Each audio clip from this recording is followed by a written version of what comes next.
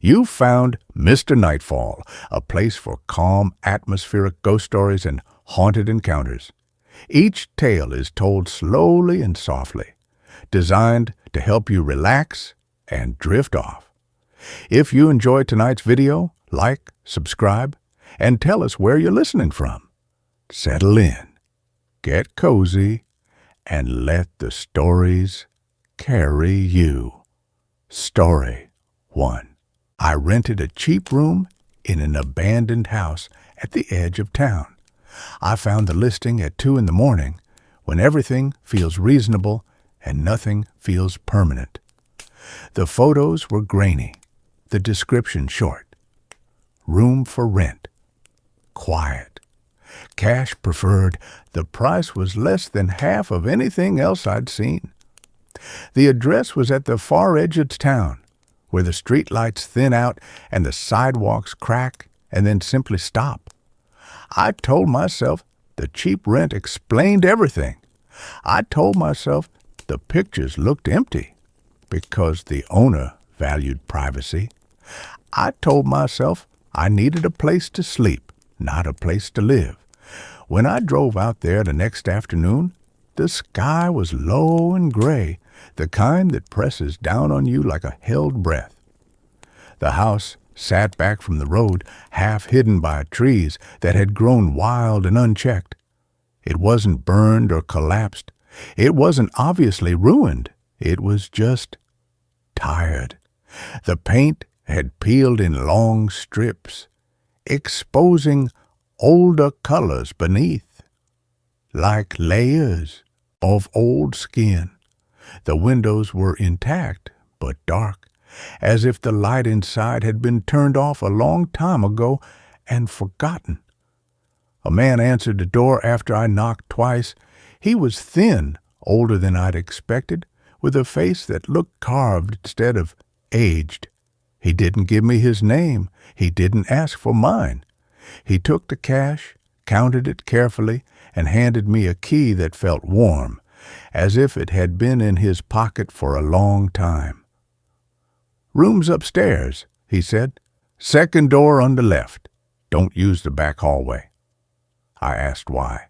He looked past me down the road and said, "It doesn't go where you think."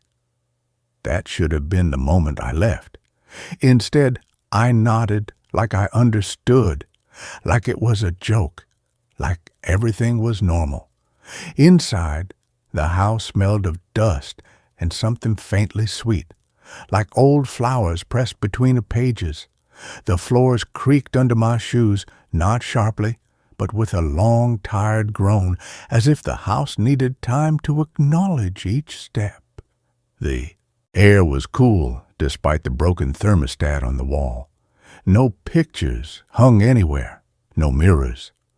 The walls were bare, marked only by faint outlines where something had once been and then removed. My room was exactly what the listing promised. A bed, a dresser, a single lamp. The window faced the trees, their branches close enough to brush the glass when the wind picked up. The door locked, the walls were thin. That first night, I slept hard. The kind of sleep that comes from exhaustion and relief. I didn't dream. I didn't move. I woke up in the dark with the sense that something had changed. It took me a few seconds to realize what it was. The house was breathing, not like pipes knocking or wood settling. This was slower, a deep, rhythmic sound rising and falling as if the structure itself had lungs. I lay still, listening.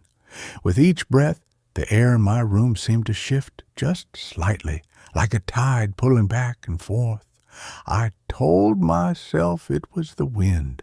The trees were close. Old houses make noises. Then I heard footsteps in the hallway. They were soft, careful, bare feet by the sound of it. Someone walking slowly, stopping every few steps, then continuing.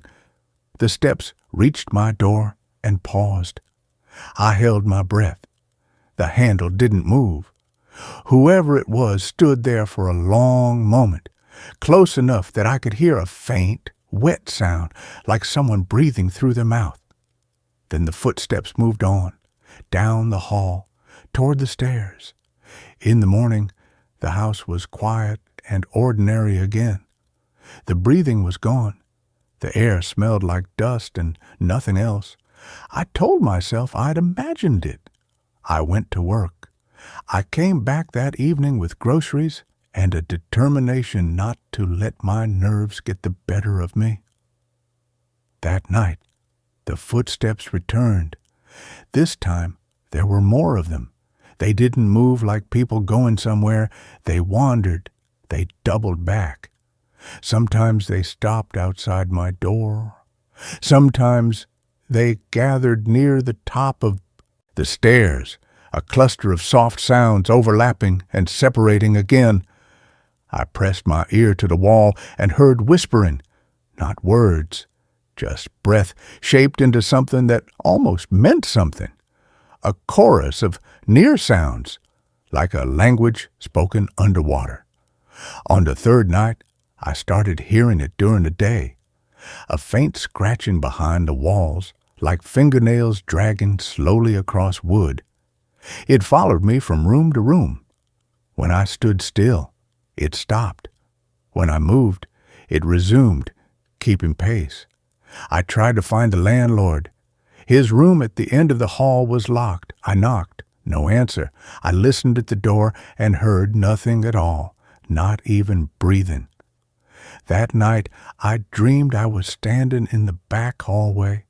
In the dream, the hallway was longer than it should have been. The walls bowed inward, the ceiling low enough that I had to duck. Doors lined both sides, each one slightly ajar, each one breathing softly. I walked past them, drawn forward by something I couldn't see. At the end of the hallway was a door without a handle. I woke up standing in my room, my hand pressed flat against the wall, right where the scratching usually came from. The wall was warm. I pulled my hand away and stared at my palm. For a second, I could swear there was a faint pattern there, like the impression of veins that weren't mine. I stopped sleeping after that. When you don't sleep, everything stretches. Time becomes thick and sticky. Sounds get louder. Shadows feel heavier. The house took advantage of that. It started doing things when I was tired enough to doubt myself. Doors I locked would be open in the morning. Objects would be moved just slightly, never enough to be obvious, but enough that I noticed. The dresser drawer would be pulled out an inch. The lamp would be turned to face the wall. The breathing came back. Stronger now. It seemed to come from everywhere at once, a slow inhalation that made the walls flex, followed by an exhale that rattled. The windows.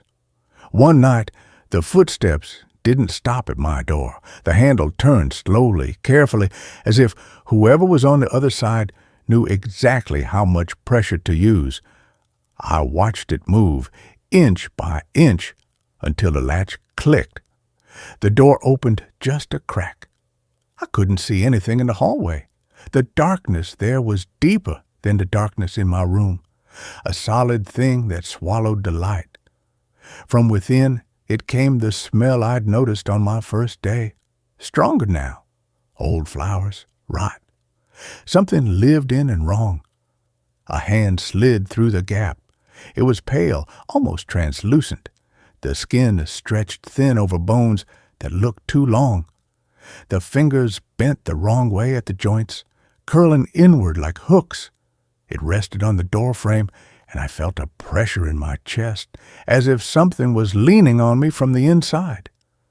Then a voice spoke from the hallway. It sounded like mine. It said my name the way I say it when I'm alone, quietly, just to hear it.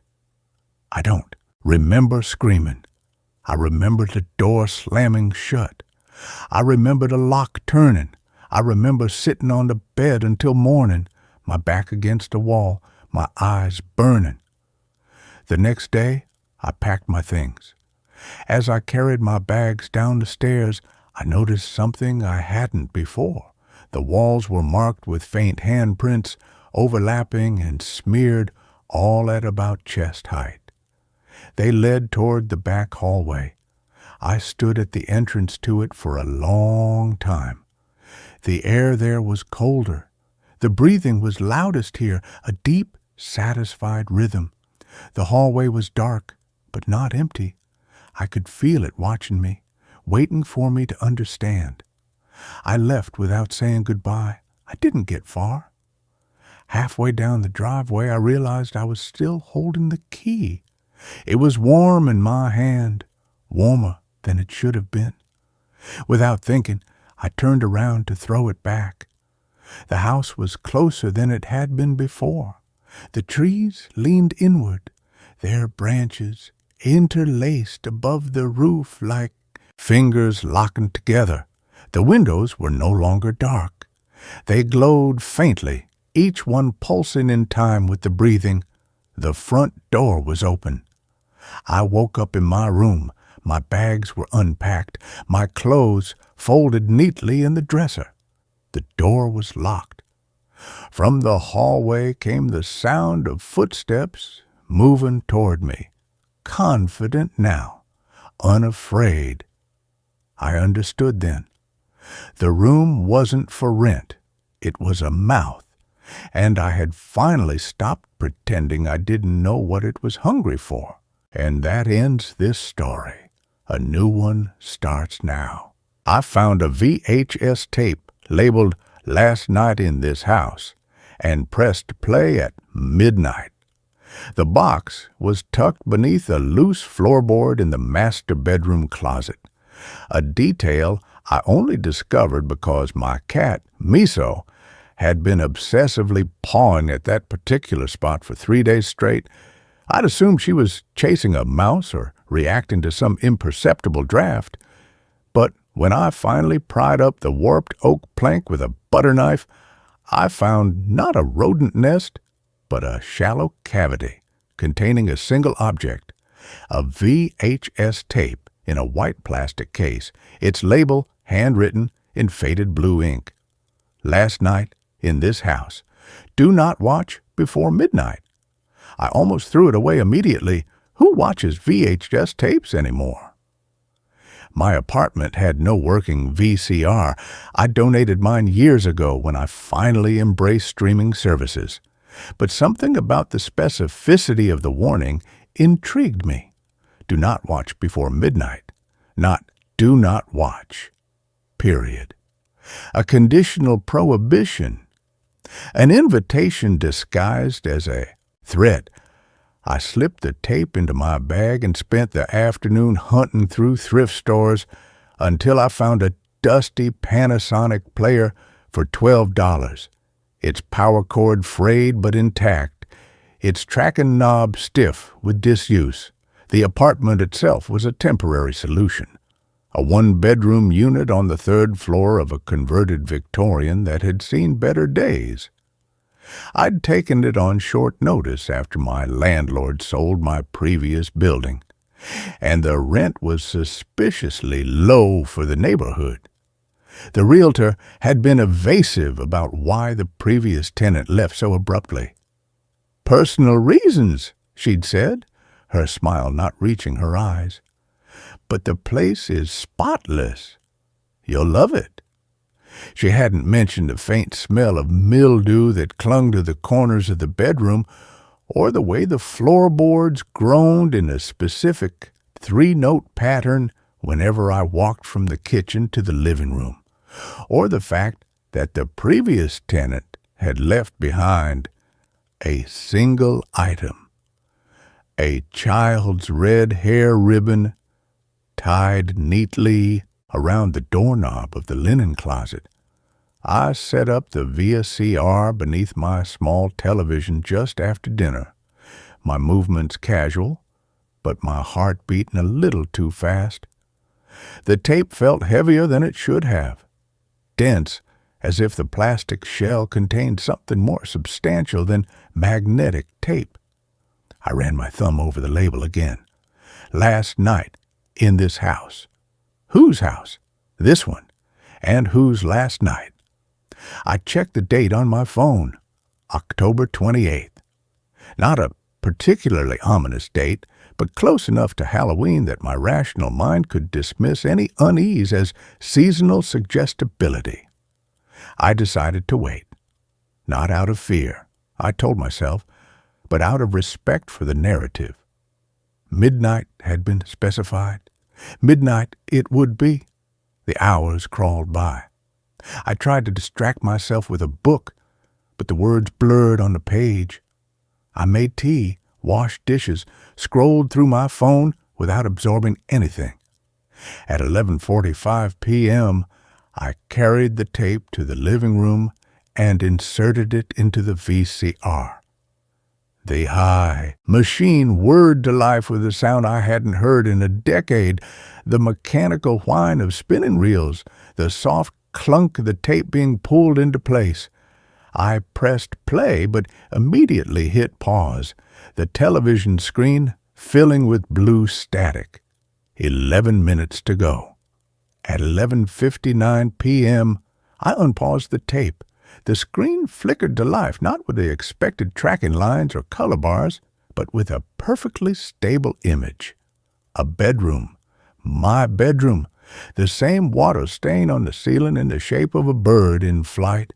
The same scuff mark on the baseboard near the closet door where I'd accidentally kicked it while moving furniture. The same window overlooking the fire escape where a lone oak tree stood silhouetted against a moonless sky. But the room was different, emptier. No rug on the floor, no posters on the walls, no cat bed in the corner. And in the center of the frame, sitting on the edge of a bare mattress, was a man. He looked to be in his late 20s, with dark hair falling across, his forehead and a face etched with a weariness that went beyond physical exhaustion. He wore a gray sweatshirt and jeans, his hands resting on his knees, his shoulders slumped forward as if carrying an invisible weight.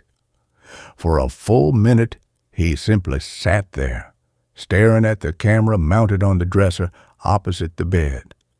Then he spoke, his voice quiet but clear despite the analog hiss underlying the recording. "If you're watching this, you've moved into this apartment. You found the tape. And it's past midnight."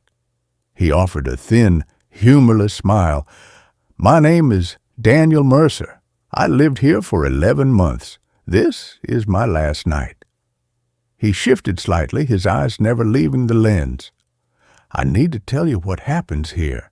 Not to scare you, though God knows you'll be scared, but so you understand, so you don't make the same mistakes I did." He took a deep breath. This building was constructed in 1897 as a boarding house for unmarried women working in the textile mills. In 1903, a fire broke out in the basement laundry room. 23 women died, most of them trapped on the 3rd floor, the very floor this apartment occupies. Their bodies were recovered, but something remained. Not ghosts in the traditional sense, not floating sheets or rattling chains, something hungrier. Daniel leaned forward, his voice dropping to a near whisper. The fire didn't just kill them. It trapped them in the moment of their greatest terror, the smoke filling their lungs, the heat blistering their skin, the certainty that no one was coming to save them. And that terror, it learned how to feed. It discovered that fear has a taste, that panic has a texture, and the freshest, most potent fear comes from those who don't yet know they're about to die. He glanced toward the window, his expression tightening. It waits until midnight. Always midnight. That's when the veil is thinnest, The anniversary of the fire, you see. October 29th, 1903. 1:17 a.m. to be precise. But it starts its work at midnight. It shows you things, makes you see what it wants you to see. And if you react, if you scream, if you run, if you let the fear take hold, it gains strength. It gets closer. On screen, Daniel stood up slowly and walked to the window. He didn't look out. Instead, he pressed his palm flat against the glass. The first night I saw it, I thought I was dreaming. A woman is standing on the fire escape, her dress smoldering at the edges, her face a mask of soot and agony. She was mouthing words I couldn't hear. I woke up screaming, called the police. They found nothing, told me I'd had a nightmare. He turned back to the camera, his eyes glistening. The second night, she was inside the room, standing at the foot of the bed. Her skin was peeling away in blackened strips. She reached for me. I ran. Slept in my car for 3 nights after that. Daniel walked back to the bed and sat down again, his movements heavy with resignation. But you can't run forever.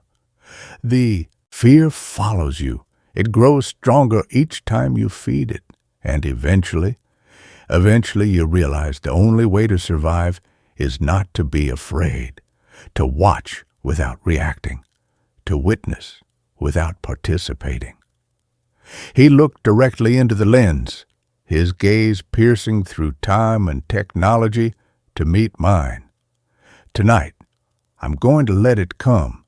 I'm not going to run. I'm not going to scream. I'm going to sit right here and watch what happens. And I'm recording it so you'll know. So when your time comes, and it will come because it always comes for the new tenant, you'll understand what you're facing. Daniel glanced at a digital clock on the nightstand. 11:58 p.m. 2 minutes, he whispered.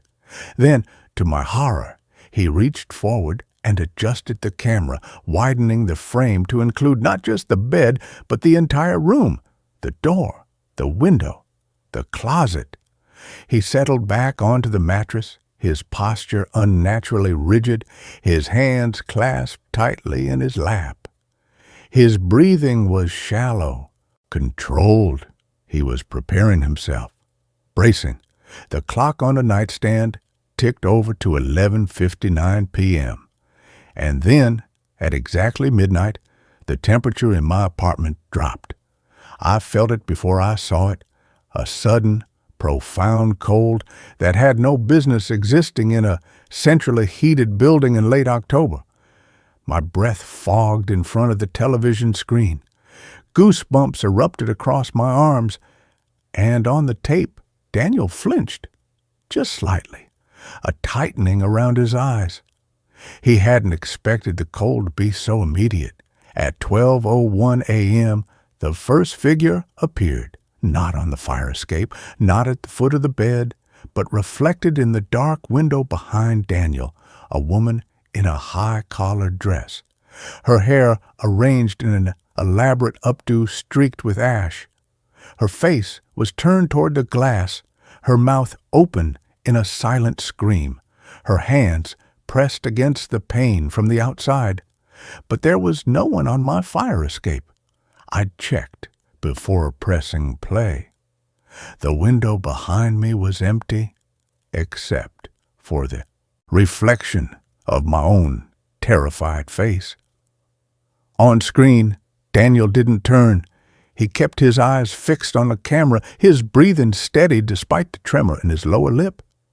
The woman in the window began to change, the fabric of her dress blackening, curling at the edges like burning paper. Smoke, faint but unmistakable, began to curl from her shoulders. Still, Daniel didn't move. At 12:07 a.m., the bedroom door creaked open, not on the tape, in my apartment. I froze, my blood turning to ice. The sound was unmistakable. The slow, deliberate groan of hinges I'd oiled just that afternoon. I hadn't locked the deadbolt. Stupid. Careless. But I lived on the 3rd floor. No one could have entered without passing through the locked front door of the building. On screen, Daniel's door remained closed, but his eyes widened almost imperceptibly. He could hear it too. Not in his room, in mine. The tape was bridging the decades, connecting his midnight to mine, his terror to mine. At 12:12 a.m., the second figure appeared on the tape, this one standing in the corner of Daniel's room, partially obscured by shadow. A younger woman, her arms wrapped around herself as if warding off cold, her nightgown stained with dark patches that might have been water or blood. Her hair hung in wet strands around her face.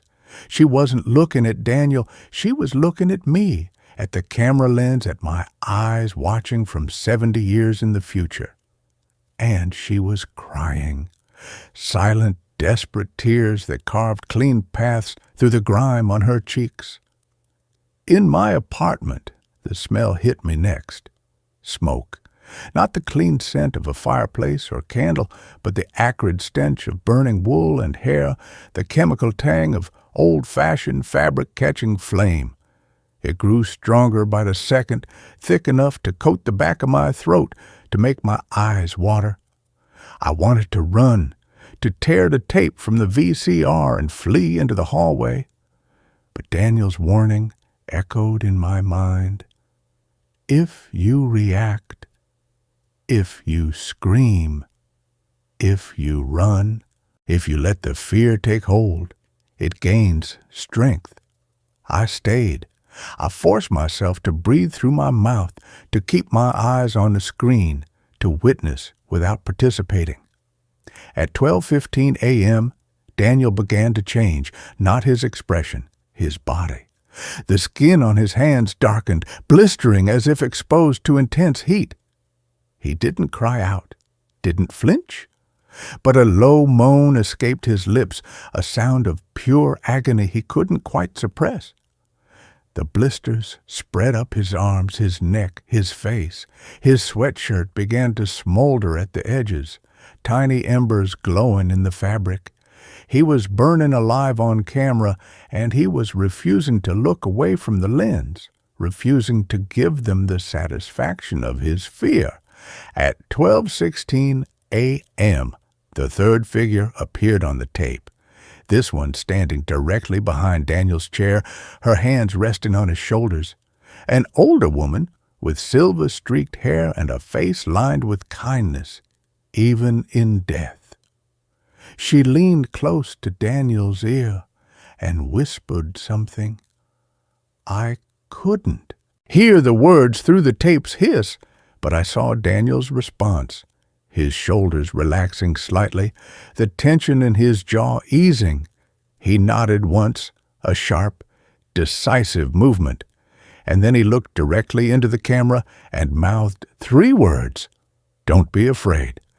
At 12:17 a.m., the exact moment the fire had reached the 3rd floor in 1903, Daniel Mercer burst into flame, not gradually, not with smoke preceding fire. One moment he was sitting on the edge of the bed, blistered but intact. The next, his entire body was engulfed in silent white-hot fire that consumed him in seconds.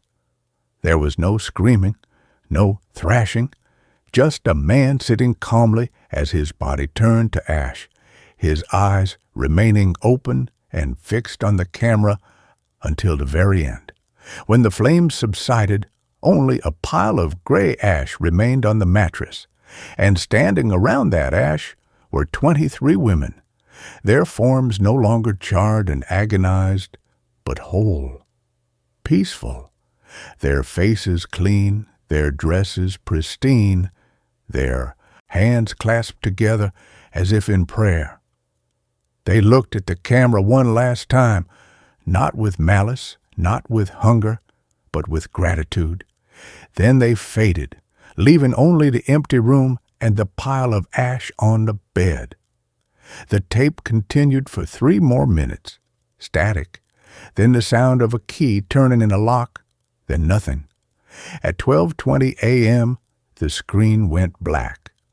In my apartment, the cold receded as suddenly as it had come. The smell of smoke vanished, the door stood closed, the room was silent except for my ragged breathing and the soft whir of the VCR eating up the tail end of the tape. I didn't move for a full hour. I sat on my couch, wrapped in a blanket I didn't remember fetching, staring at the black television screen. My mind raced through rational explanations: carbon monoxide poisoning, sleep paralysis, mass hysteria triggered by suggestion. But the cold had been real.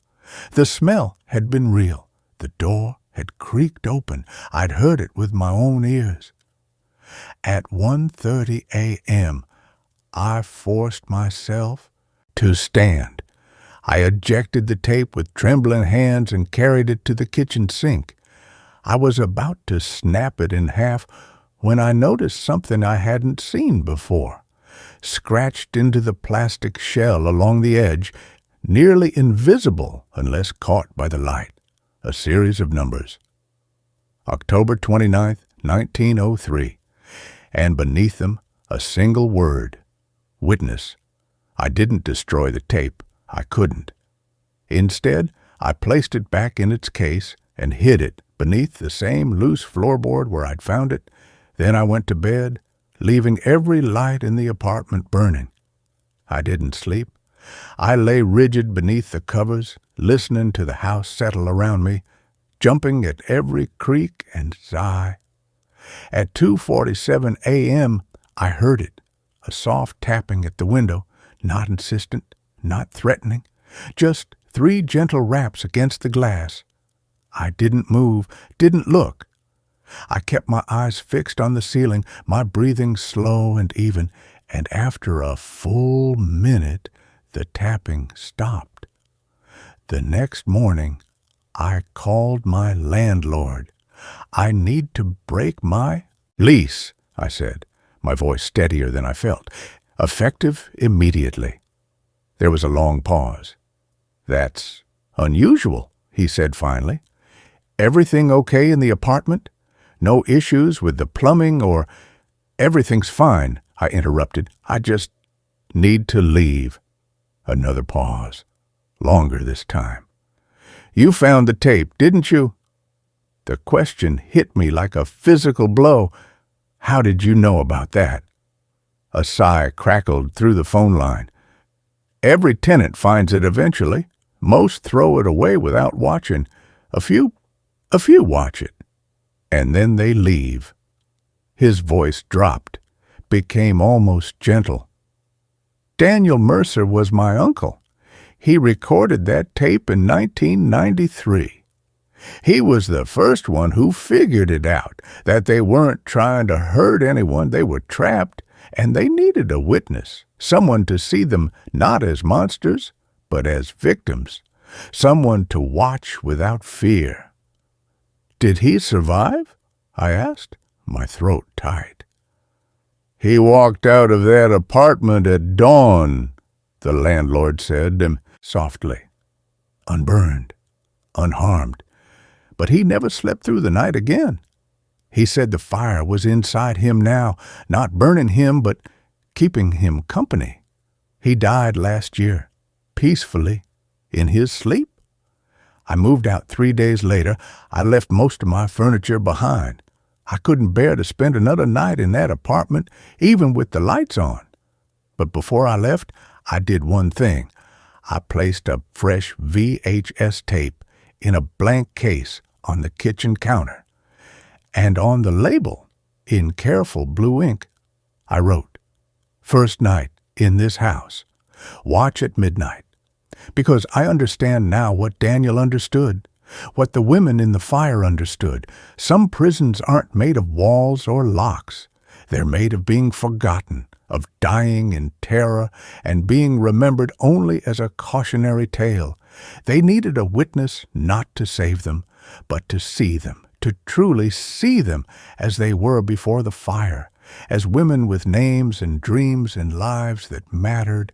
And now, sometimes, on quiet nights when the wind blows just right through the trees outside my new apartment, I smell smoke. Not the acrid stench of burning fabric, but a clean, sweet scent of wood smoke on a cold autumn evening. And I feel a presence, not menacing, not hungry, but watchful, grateful.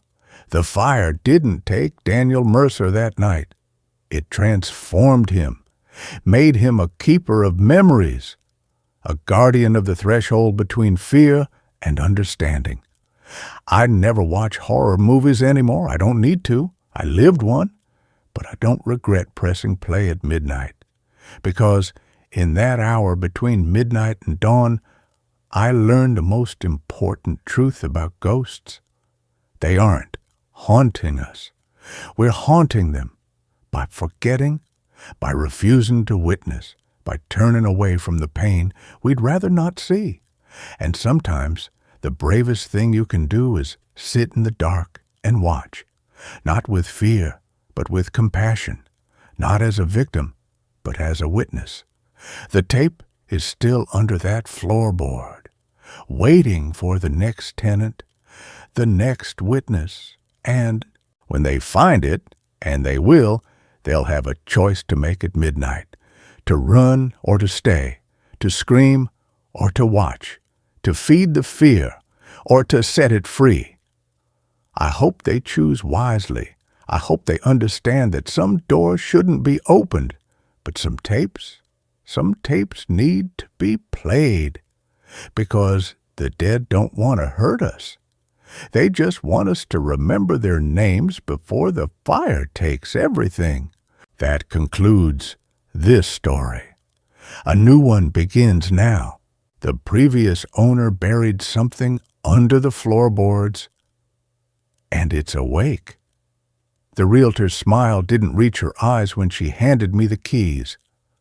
"Hickory House is a steal at this price," she chirped, her manicured nails tapping the listing sheet. $800 a month for 3 bedrooms? In this market? She wouldn't meet my gaze, focusing instead on adjusting her scarf. Mr. Armitage was a private man, eccentric, passed quietly in his sleep last winter, left everything just as is. She paused at the front gate, the overgrown hydrangeas scraping against her designer coat. One thing, he kept the master bedroom locked, said it was resting. The key's in the kitchen drawer. Use it if you must, but... She trailed off, glancing at the sagging porch roof. Some doors are better left unopened, especially after dark. I didn't ask why. I just nodded, the weight of my medical bills heavy in my chest. My daughter Lily's asthma medication didn't care about haunted houses. Hickory House smelled of dust and damp wool the moment I pushed open the front door. Not the cozy scent of an old home, but the stale, hollow breath of abandonment.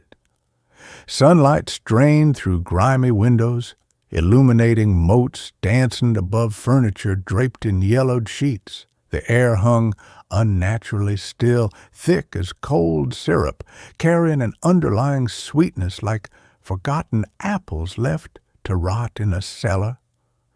The master bedroom door at the end of the hall was indeed locked, a heavy oak slab with a tarnished brass keyhole. I found the key exactly where she said, bottom drawer of the kitchen cabinet, tucked beneath a stack of mildewed cookbooks. It turned with a gritty click that echoed too loudly in the silence. The room was frozen in time. 1970s floral wallpaper peeled at the seams. A 4-poster bed stood stripped bare, its mattress stained with dark, irregular patches. But the floor was wrong. The wide pine planks near the closet were newer than the rest, patched. Haphazardly, the wood grain mismatched, the nails driven in at odd angles. One board near the baseboard was slightly raised, as if something beneath it had shifted. Kneeling, I ran my fingers along the seam. The wood felt unnaturally cold, and there was a smell, not dust or mildew, but wet earth and the faint metallic tang of old blood. Taped beneath the raised board was a folded sheet of paper. The handwriting was spidery, frantic, the ink blotted as if written in shaking haste. It wasn't a cat. It wasn't rats. Don't listen to the scratching. Don't listen to the voice. It mimics. It remembers warmth. I buried it deep under the floorboards after the fever took Martha. I thought the cold would hold it. I was wrong. It's learning the shape of loneliness. It's learning you. Don't let it taste your tears. Don't let it hear your child cry. It hungers for the spaces between heartbeats. I tried to salt the seams. I tried iron nails. It only makes it angrier. God, forgive me. I let it have the dog first. Then the sparrows. Now it wants bigger warmth. It wants her laugh. Don't open the floor. Don't open the floor. Don't open the... The note ended in a jagged tear. My throat closed. Lily's laugh, bright and sudden as a bird song, echoed from the living room where she played with her stuffed rabbit. I shoved the note into my pocket, heart hammering. Eccentric, the realtor had called him. Resting. I slammed the bedroom door shut, turning the key until it bit into my thumb. For 3 days, I told myself it was dementia, ramblings of a grieving old man. I aired out rooms, scrubbed grime from windows, filled the house with the smell of lemon cleaner and boiling cinnamon to mask the underlying decay. I avoided the master bedroom. I slept on the living room couch with Lily tucked against my side, her small breaths warm on my neck. The scratching started on the 4th night, not from the walls, from under. The floorboards, near the couch, a slow, deliberate scritch, scritch, scritch, like fingernails on wood. Lily stirred, her breathing catching in that telltale wheeze. I held her tighter, rocking, humming, until her breaths smoothed. The scratching stopped, but as I carried her back to her room at dawn, I saw it, a thin line of damp, dark earth seeping from beneath the master bedroom door. I called the realtor. Her phone went straight to voicemail. I called the utility company claiming a gas leak to get a repairman out. The old man in coveralls poked around the basement tapping the pipes. "No leaks, ma'am," he said, wiping his hands on a rag. "But this house, it's got bad bones. Foundations settling uneven. See that?" He pointed to a hairline crack snaking up the basement wall, filled with a substance that looked like packed mud, not concrete. Old-timers used to pack earth in the cracks. Superstition. Said it kept the night things out. He chuckled, but his eyes darted toward the stairs. Though I wouldn't know about that. Just patch it with mortar, I'd say. He left without touching it. That afternoon, while Lily napped, I pried up the raised floorboard in the master bedroom. The wood splintered easily. Beneath it, the earth was black and slick, smelling of river clay and iron, and there were things buried in it, not bones, not artifacts, offerings. A child's porcelain doll with one eye gouged out, a rusted horseshoe bent inward, a mason jar filled with coarse gray salt, and a small leather-bound journal. I took only the journal, resealing the floor with trembling hands, the damp earth clinging to my fingers like cold sweat. Armitage's journal wasn't about ghosts. It was about hunger. Page after page detailed a presence he called the root. not a spirit, but something older, something that slumbered in the earth beneath the house, awakened by grief. It didn't want souls. It wanted the echoes of life, the warmth of a shared meal, the vibration of laughter, the salt of tears. It fed on absence. When his wife Martha died, her loneliness had been a feast. He'd tried to starve it, locking himself in silence, avoiding human contact, but it learned to mimic. It learned to call. March 12th, 1978. It spoke in Martha's voice last night. "Silas, the window's open. I'm cold." I almost went to her. God help me, I almost opened the floor. April 3rd, 1978. Buried the dog today. Poor Buster wouldn't stop whining at the master door. The root took his warmth. His body was stiff as stone, frozen solid in July heat. I put him in the hole with salt and iron nails. It only made the scratching louder. May the 17th, 1978. It's learning Lily's name, not my Lily, God rest her, but the little girl next door. It heard me sighing over their laughter. It whispered, "Bring her to me. Her joy is so bright." I poured boiling water on the floorboards. The smell of burnt earth filled the room. It laughed. It sounded like stones grinding together.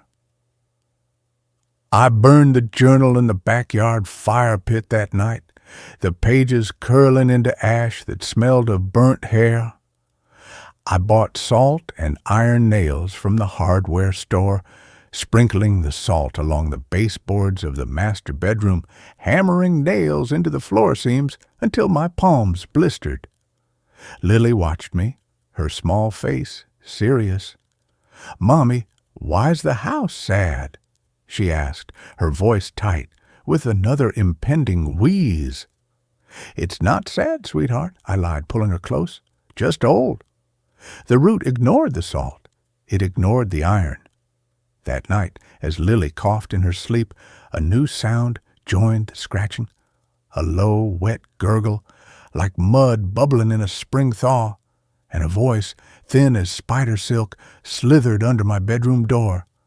Warm, so warm, the little light, let me taste it. Lily's breathing hitched into a full asthma attack. Her inhaler was empty. I fumbled for the phone, no signal. The landline was dead. The gurgling grew louder, closer, seeming to rise from the floor beneath my feet. The temperature plummeted. Frost bloomed across the window pane in jagged, black-veined patterns. In the moonlight, I saw it, a shape coalescing from the shadows near the closet, not solid, but a shifting mass of damp earth and root fibers, with two pits of cold light where eyes should be. It reached a limb like a gnarled tree root toward Lily's bed. I grabbed the iron fireplace poker, swinging wildly. It passed through the shape like smoke, but the thing recoiled with a hiss like steam on hot stone. The frost retreated. The gurgling faded. Lily's breathing slowed. Dawn found me slumped against her door, the poker still clutched in white-knuckled hands, the smell of wet earth thick in the air. I packed our bags that morning, called a cab. But as I carried Lily's suitcase to the porch, the front gate was chained shut, not locked. Chained, with thick, rusted links that hadn't been there. Yesterday, the cab driver honked impatiently, then drove away, shaking his head. My phone had one bar. I called 911. The dispatcher's voice crackled, distant. "Ma'am, we show no address for Hickory House on Elm Street. That property's been condemned since '79. Uninhabitable. Structural collapse risk." The line went dead. Trapped. The root grew bolder. It stopped hiding. During the day, dark, viscous mud seeped from the floor seams in the master bedroom, spreading like spilled ink across the hallway. At night, the gurgling became a chorus, a wet, churning sound that vibrated in my teeth. It learned Lily's routines. When she sang in the bathtub, the pipes would shudder and the water would run thick and brown for an hour after. When she laughed at cartoons, the TV static would resolve into a distorted image, a face made of roots and mud, mouth open in a silent scream of hunger. The voice no longer mimicked Martha or Lily. It used my voice now, my exhaustion, my fear. "You can't save her," it whispered as I tucked Lily in. "Her lungs are weak, like your mother's, like Martha's. Let me warm her. I can make the coughing stop. Just open the floor, just a crack." Lily's breathing grew shallower. Her inhaler was useless. Her pediatrician's office had no record of her. No ambulance came when I called. I sat with her on a couch, rocking, watching the mud seep slowly toward us across the floorboards. The air smelled of decay and wet stone. The root's voice was a constant hum beneath the silence. "She's fading. Cold is coming. I can hold the cold back. I can hold her." Desperation is a dangerous thing. That night, while Lily slept fitfully, I stood before the master bedroom door. The lock felt warm in my hand, not comforting, hungry. I turned the key. The room stank of opened graves. The floorboards near the closet were buckled upward, earth oozing between the cracks. The gurgling was deafening here, a wet, sucking sound from deep below. I pried up the centerboard with the fireplace poker. The hole gaped wide, dark as a throat. Cold, damp air washed over me, and the voice, not whispering now, but crooning in my own exhausted tone. "Yes, yes, bring her warmth, feed the cold. She won't suffer. I'll keep her safe, always safe." I almost believed it. Lily's wheezing echoed from the living room, the promise of quiet, of peace. I took a step toward the hole. Then I saw it, a small white shape, half buried in the mud at the bottom. Lily's stuffed rabbit, the one she'd been playing with the day we moved in, the one that had vanished from her bed last Tuesday. It was coated in slime, one button eye missing. The root had taken it. It was learning her. Rage burned through the despair. This thing didn't want to save Lily. It wanted to replace her, to feed on the hollow space her death would leave. I slammed the floorboard back down, hammering it shut with the poker, until my arms ached. The gurgling turned to a shriek, a sound of tearing roots and crushing stone. The house shook. Plaster rained from the ceiling. In the living room, Lily screamed. I ran to her. She was sitting up in bed, eyes wide with terror, pointing at the corner. The mud wasn't just on the floor anymore. It was climbing. The walls, forming thick, root-like tendrils that pulsed with a sickly, greenish light. One tendril snaked toward Lily's nightstand, wrapping around her half-full glass of water. The water blackened instantly. The tendril retracted, dripping viscous fluid into the hole beneath the floorboards, feeding it. The voice boomed now, shaking the windows. "She is mine. The warmth is mine. You cannot keep her from the deep."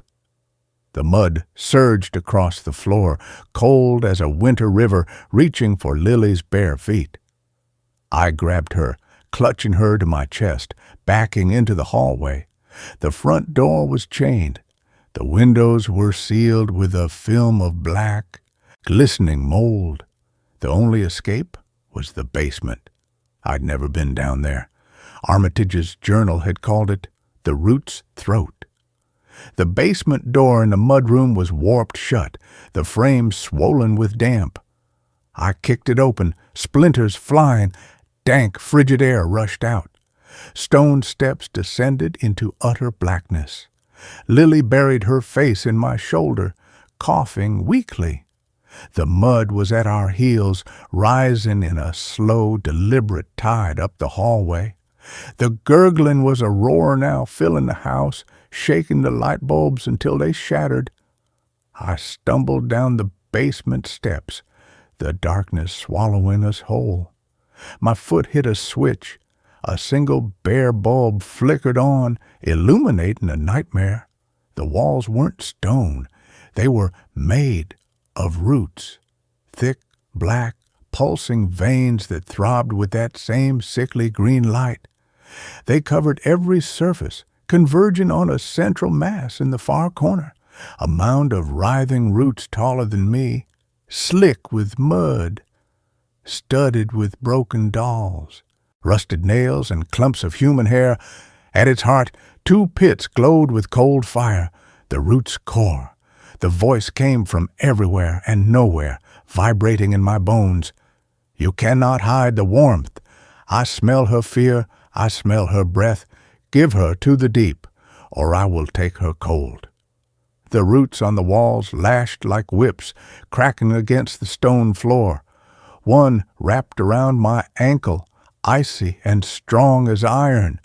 I fell, Lily tumbling from my arms. She landed near the root mound, gasping, her small chest heaving. The core pulsed brighter, the cold light reflecting in her terrified eyes. A thick root uncoiled from the mound, sliding toward her face, drawn to her warmth. I fought the root binding my ankle, the cold seeping into my bones, slowing my blood. Lily's name tore from my throat, a raw animal sound. The root hissed, recoiling slightly. Sadness, it breathed, the voice thick with ecstasy.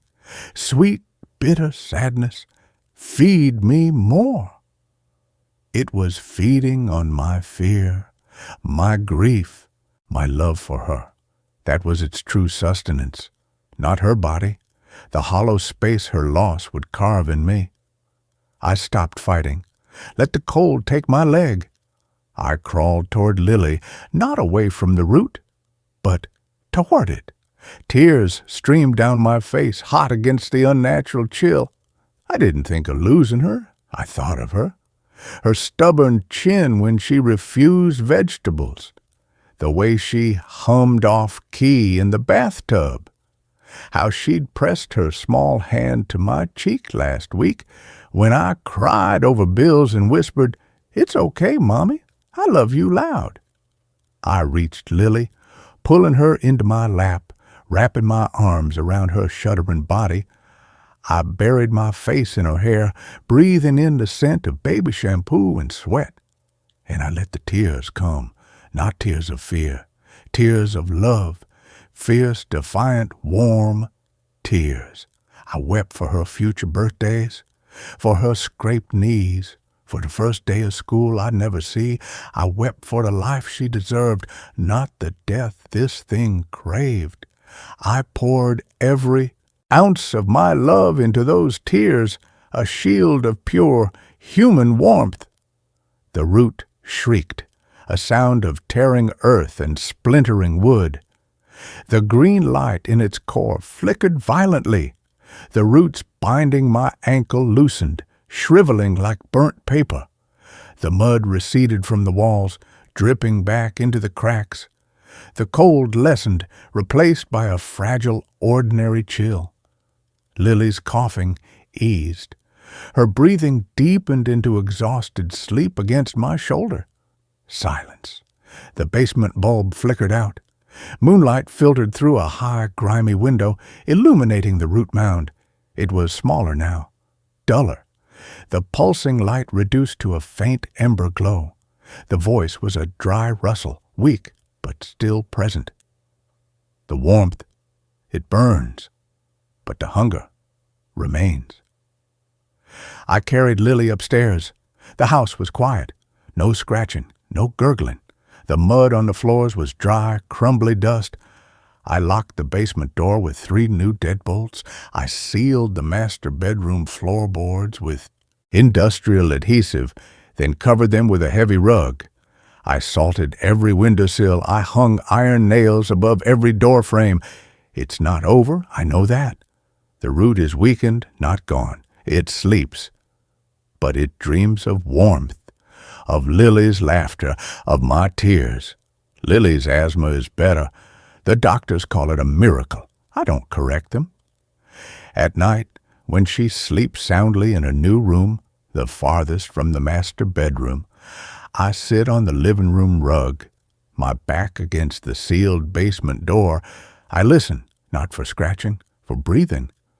The house breathes now, slow, deep, like something ancient settling back into slumber. Sometimes, when the moon is full, I smell wet earth, and a voice, faint as a dying ember, whispers from the floorboards, "Warmth. Remember? Warmth." I don't answer. I just hold Lily tighter and wait, because I know what Armitage learned too late. You can't starve a hunger like this. You can only feed it something else. Something that doesn't cost a life. I feed it my memories of Martha Armitage's laugh, of Silas's stubborn hope, of the sparrows that used to nest in the eaves. I feed it the warmth of every kind word, every shared meal with neighbors who finally returned my calls, every sunrise over Hickory House's overgrown garden. It's not enough to sate it, but it's enough to keep it sleeping. The realtor called last week. "Heard you're staying," she said, her voice tight. "Good, the house needs a keeper." There was no smile in her words, only relief. She knows. They all know on Elm Street. They leave baskets of vegetables on my porch. They don't ask why I keep salt in my pockets, why I never open the basement door, why I rock Lily to sleep in the living room every night, my back pressed against the sealed wood. Last Tuesday, Lily brought me a dandelion from the garden. "For the sad house, Mommy," she said, her eyes clear, her breath steady. I took it, placed it on the sealed trapdoor to the basement.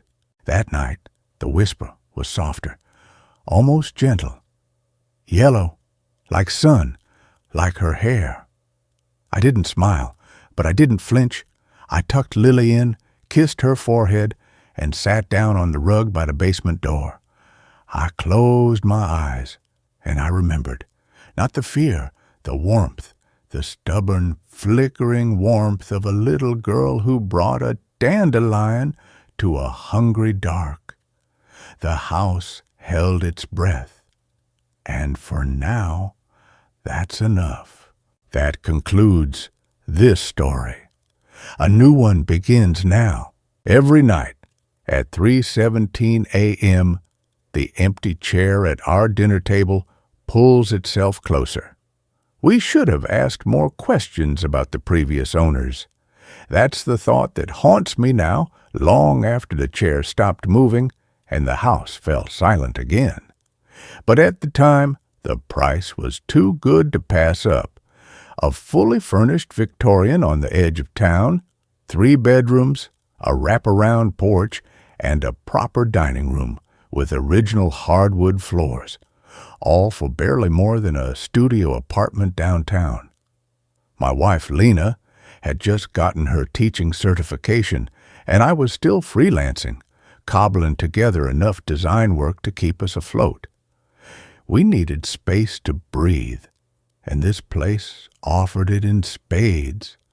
The realtor, a cheerful woman named Carol who smelled faintly of lavender and desperation, glossed over our questions about why the owners were selling so suddenly.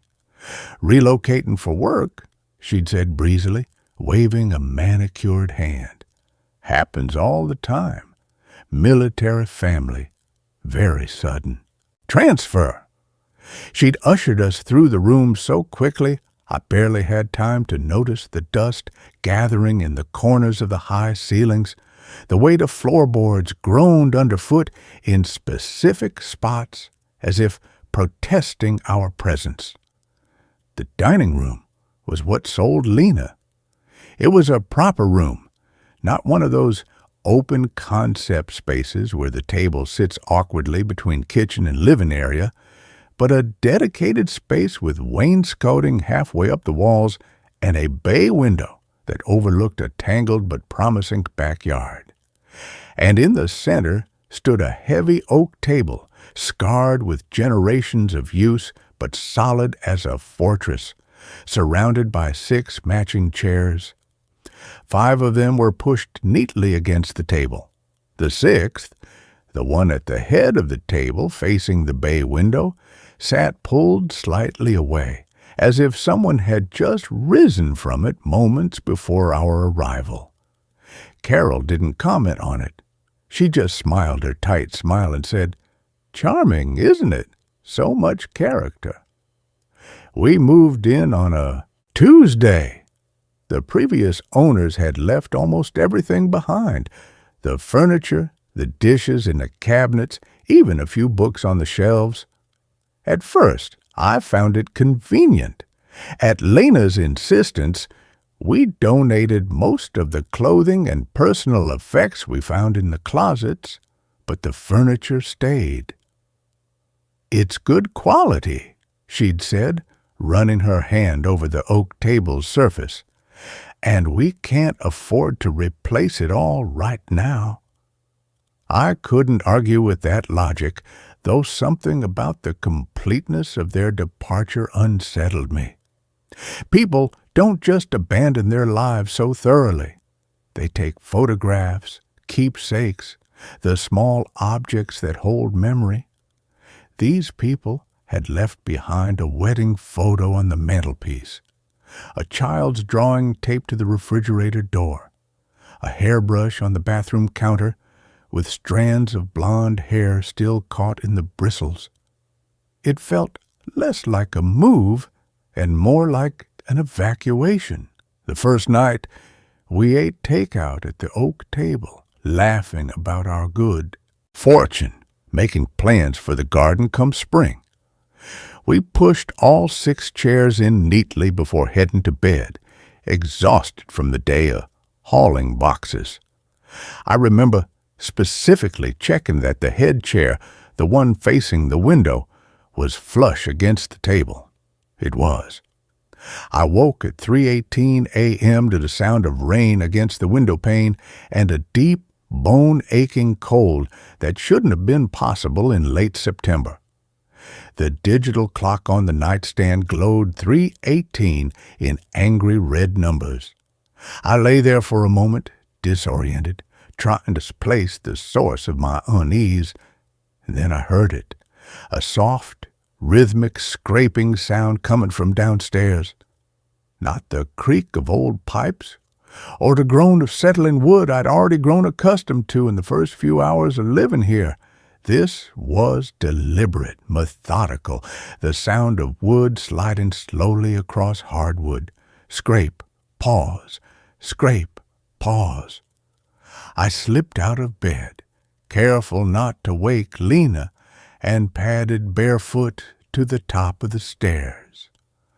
The house was dark, except for the faint blue glow of the microwave clock in the kitchen, visible through the dining room doorway. I descended slowly, each step a calculated risk, my heart hammering against my ribs. The scraping had stopped by the time I reached the bottom step. The house was silent except for the rain. I flicked on the dining room light. All 6 chairs were pushed neatly against the table, exactly as we'd left them. I stood there for a full minute, staring at the arrangement, telling myself I'd imagined it. Stress, exhaustion, the unfamiliar sounds of a new house playing tricks on a sleep-fogged mind. I turned off the light and went back to bed, but I didn't sleep again that night. Every time I closed my eyes, I heard that phantom scraping. Scrape, pause, scrape. The next morning, I mentioned nothing to Lena. What would I have said? I thought I heard a chair moving by itself at 3:17 a.m. she would have laughed gently and reminded me I'd been working too hard. And I wanted to believe it was nothing. I needed to believe it. That evening, before bed, I performed a small experiment. While Lena washed up in the bathroom, I went into the dining room and measured the distance between the back legs of a head chair and the edge of the table with a tape measure I found in the kitchen junk drawer. 6 inches exactly. I placed a single grain of rice on the floor precisely at the chair's current position, a tiny, almost invisible marker. Then I pushed the chair in until it touched the table, erasing my own interference. I wanted a clean slate. I wanted proof, one way or the other. I set my phone alarm for 3:15 a.m. I didn't sleep. I lay beside Lena, watching the red numbers descend. 4:23, 3:47, 3:21. My body tense with a dread I couldn't rationalize. At 3:16, I slipped out of bed and crept downstairs, phone in hand, its screen dimmed to the lowest setting. I stood in the dining room doorway at 3:17 exactly, breath held, muscles coiled. Nothing happened for a full minute. Just the hum of the refrigerator, the distant rush of a car in the wet street outside. I was about to exhale in relief, to chalk the previous night up to imagination, when I saw it. The chair moved, not all at once, not with a violent jerk. It slid backward, away from the table, by perhaps half an inch. A smooth, continuous motion with no visible force behind it. No hands, no strings, no trick of the light. Just wood on wood, gliding with impossible smoothness. It stopped, waited exactly 7 seconds, then slid back another half inch. Another pause, another slide. Scrape, pause, scrape, pause. I stood frozen, unable to move, unable to look away. My phone trembled in my hand. I should have recorded it. I should have called out. But terror has a way of paralyzing not just the body, but the mind itself. I could only watch as the chair inched its way backward, retracing the exact path I'd measured hours before, until its back legs settled precisely on the spot where I'd placed the grain of rice. 6 inches from the table, exactly where it had been when we first walked into this house. The movement stopped. The room fell silent except for my ragged breathing. I didn't wait to see if anything else would happen. I fled upstairs, my bare feet silent on the carpeted steps, and slid back into bed beside Lena, my entire body shaking with cold sweat. She stirred, but didn't wake. I lay there until dawn, staring at the ceiling, the image of that chair moving on its own, burned into my mind. The next morning, I couldn't keep it to myself anymore. Over coffee, my hand still trembling slightly, I told Lena everything. The sound, the measurement, the grain of rice, the deliberate movement at exactly 3:17 a.m. I expected skepticism. I expected her to suggest we both get more sleep. Instead, her face went pale. She set her mug down carefully, as if afraid it might shatter. "I thought it was a dream," she whispered. "Last night, I woke up just before 4. I came downstairs to get water, and I saw the chair was pulled out. I thought I'd forgotten to push it in after getting a glass. I pushed it back in and went to bed." She looked at me, her eyes wide. "But I didn't forget, did I? I pushed it in last night. I'm sure of it." We spent that day researching the house. The county records office was closed, but the local historical society had digitized archives online. We found the property records easily enough. Built in 1898, owned by the same family until 1972, then passed through several hands before being purchased by a couple named David and Sarah Mitchell in 2005. They lived here with their daughter Emily until the record stopped in 2019. No sale, no transfer, just silence. A search of local news archives from October 2019 yielded a single brief article buried on page 7 of the town paper. Local family missing after weekend storm. David Mitchell, 42, a carpenter. Sarah Mitchell, 39, a librarian. And their daughter, Emily, 8, had been reported missing by Sarah's sister after failing to answer calls for 2 days following a severe thunderstorm that had knocked out power across the county. Their car was found parked in the driveway. The house showed no signs of forced entry, no evidence of foul play. No bodies were ever recovered. The case went cold within months. The house stood empty for nearly 2 years before being quietly transferred to a holding company and then listed for rent, first to short-term tenants, then finally to us. We sat in silence after reading the article, the weight of the information settling over us like dust.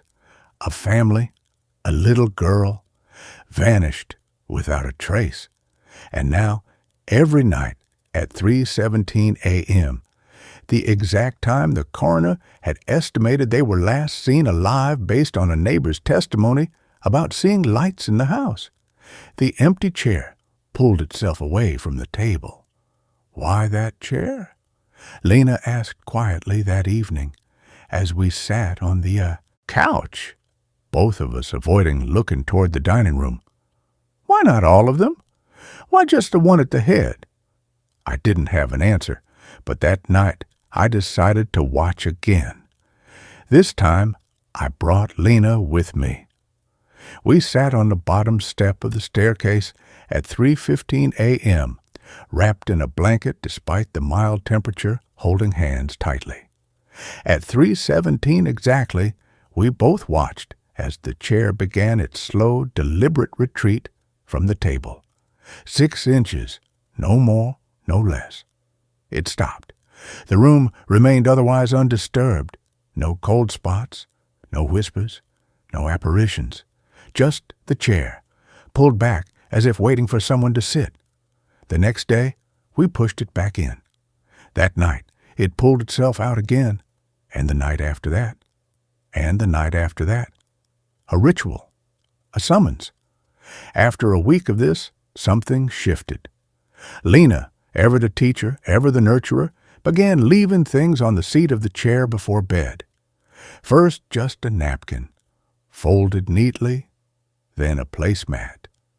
Then, one night, a full place setting, plate, fork, knife, spoon, even a glass of water. "If something wants to sit there," she said with a bravery I admired but didn't share, "let it have a proper place." That night, at 3:17 a.m., the chair pulled itself out as usual, but when it stopped 6 inches from the table, the water in the glass trembled. Not much, just a faint vibration that sent tiny ripples across the surface. And the napkin on the plate shifted slightly as if brushed by an invisible hand. I nearly vomited from fear. Lena just nodded slowly, as if confirming a hypothesis. The following day, she went to the library, Sarah Mitchell's former workplace, and spent hours digging through archived local newspapers and yearbooks. She returned with photocopies and a strange light in her eyes. "Emily Mitchell," she said, spreading the papers on the oak table, the very table where the phenomenon occurred. She was in 3rd grade at Oakwood Elementary. Her teacher described her as quiet, but imaginative, loved drawing, especially pictures of her family at dinner. She showed me a photocopy of a school newsletter featuring children's artwork. There, in faded crayon, was a drawing titled My Happy Family by Emily Mitchell. A stick figure mom and dad sat at a table with a smaller stick figure between them. And at the head of the table, facing the window, sat a fourth figure, a grandmother labeled Nana, with silver crayon hair and a blue dress. The caption read, "Nana comes to dinner every night, even though she lives in heaven now. Mommy sets a place for her." Lena looked up at me, her face pale. Emily's maternal grandmother, Eleanor Vance, died in August 2019, just 2 months before they disappeared. Heart failure. She lived alone after her husband passed. The Mitchells apparently had dinner with her every Sunday night at this house. After she died, Emily insisted they keep setting a place for her. Sarah Mitchell mentioned it in an interview after they went missing, said it was just a child's way of processing grief. 3:17 a.m., the time the neighbor saw lights on, the time a family sat down to dinner, the time a little girl set a place for her grandmother who lived in heaven. That night, we didn't just set a place. Lena prepared an actual meal, simple but complete. Roast chicken, potatoes, green beans, the kind of Sunday dinner a grandmother might have enjoyed. We placed it carefully on the plate at the head of the table. We filled a glass with water. We even lit a single candle in the center of the table, something we'd never done before. At 3:17 a.m., we watched from the doorway. The chair pulled itself out. 6 inches. It stopped. And then slowly, the chicken on the plate began to disappear. Not vanish, actually diminish, as if invisible teeth were taking small, precise bites. The potatoes followed. The green beans, the water level in the glass dropped by exactly 2 inches. The candle flame flickered. Not from a draft, but as if someone had exhaled gently beside it. Lena began to cry, not from fear, but from a profound, aching sorrow. "They're still here," she whispered. "All of them. They never left." The next day, we contacted the Historical Society again, this time asking specifically about Eleanor Vance. What we learned broke something open inside me. Eleanor hadn't just died of heart failure. She'd died alone in her apartment 3 towns over after falling in her kitchen. She'd lain there for nearly 36 hours before a concerned neighbor checked on her. The coroner noted she'd been conscious for much of that time. There were drag marks on the floor where she'd tried to pull herself toward the phone. She died terrified and alone.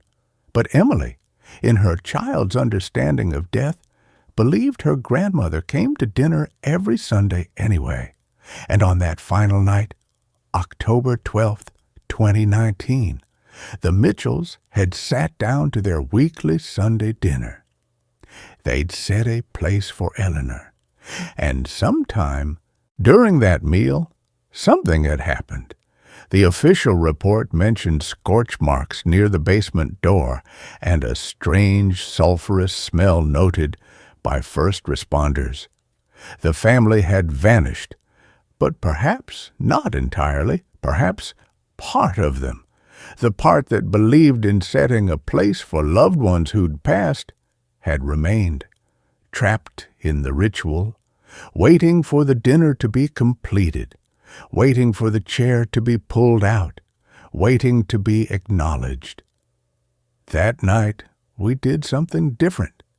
At 3:16 a.m., we sat down at the table ourselves. Lena at one side, me at the other. We left the head chair empty, pulled out 6 inches from the table. We didn't set a place. We didn't prepare food. We just sat there in the dark, waiting. At 3:17 a.m., the chair began to move, but this time it didn't stop at 6 inches. It kept sliding backward 8 inches, 10 inches, a foot, until it stood completely free of the table, and then slowly it began to turn, not on its legs, but as if lifted and, rotated by careful hands, it turned 90 degrees, then another 90, until it faced not the table, but the bay window, until it faced outward, toward the world beyond the glass, and then it began to move forward again, not toward the table, toward the window, 6 inches, a foot, 2 feet. It stopped when its front legs touched the baseboard beneath the window. Silence. We sat there for an hour, barely breathing. At 4:30 a.m., as the first hint of dawn touched the horizon, we saw it, a faint impression on the dusty floorboards between the chair's original position and its new one. Not a drag mark, a series of small distinct footprints, child-sized, leading from the chair to the window, and beside them 2 sets of adult footprints, all of them facing outward, toward the glass, toward freedom. The chair never moved again after that night. We left it where it stood, facing the window. We never pushed it back to the table. We continued to live in the house, cautiously at first, then with growing peace. The air felt different, lighter. The groaning floorboard sounded less like protests and more like the comfortable settling of an old house at rest. 6 months later, we received a letter from the county coroner's office, a form letter sent to all addresses associated with cold cases undergoing review. The Mitchell case had been officially closed, not solved, but closed, presumed deceased due to unexplained circumstances. The letter read, "No bodies found, no answers given." That evening, Lena and I sat at the oak table, just the 2 of us, in the 4 chairs we now used regularly. The 5th chair remained at the foot of the table. The 6th, the head chair, still faced the bay window exactly where it had stopped moving that final night. As dusk settled over the backyard, I glanced toward the window and saw them, not as apparitions or shadows, but as a quality of light, a warmth in the fading day, a man's silhouette, broad-shouldered, a woman's slender form beside him, and between them, small and bright, the unmistakable shape of a child holding their hands. They stood at the edge of the property where the garden would bloom come spring, looking not at the house, but at the horizon.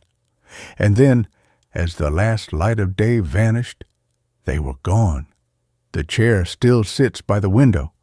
We dust around it, but never move it.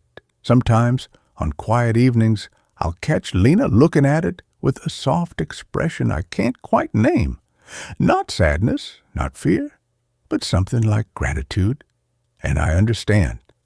Some hauntings aren't about terror or unfinished business in the violent sense. Some are just about being seen, about having your rituals honored, about a child's belief in love, transcendent death being powerful enough to anchor souls to a dinner table until someone finally understands the invitation. We never asked why they vanished that night in 2019.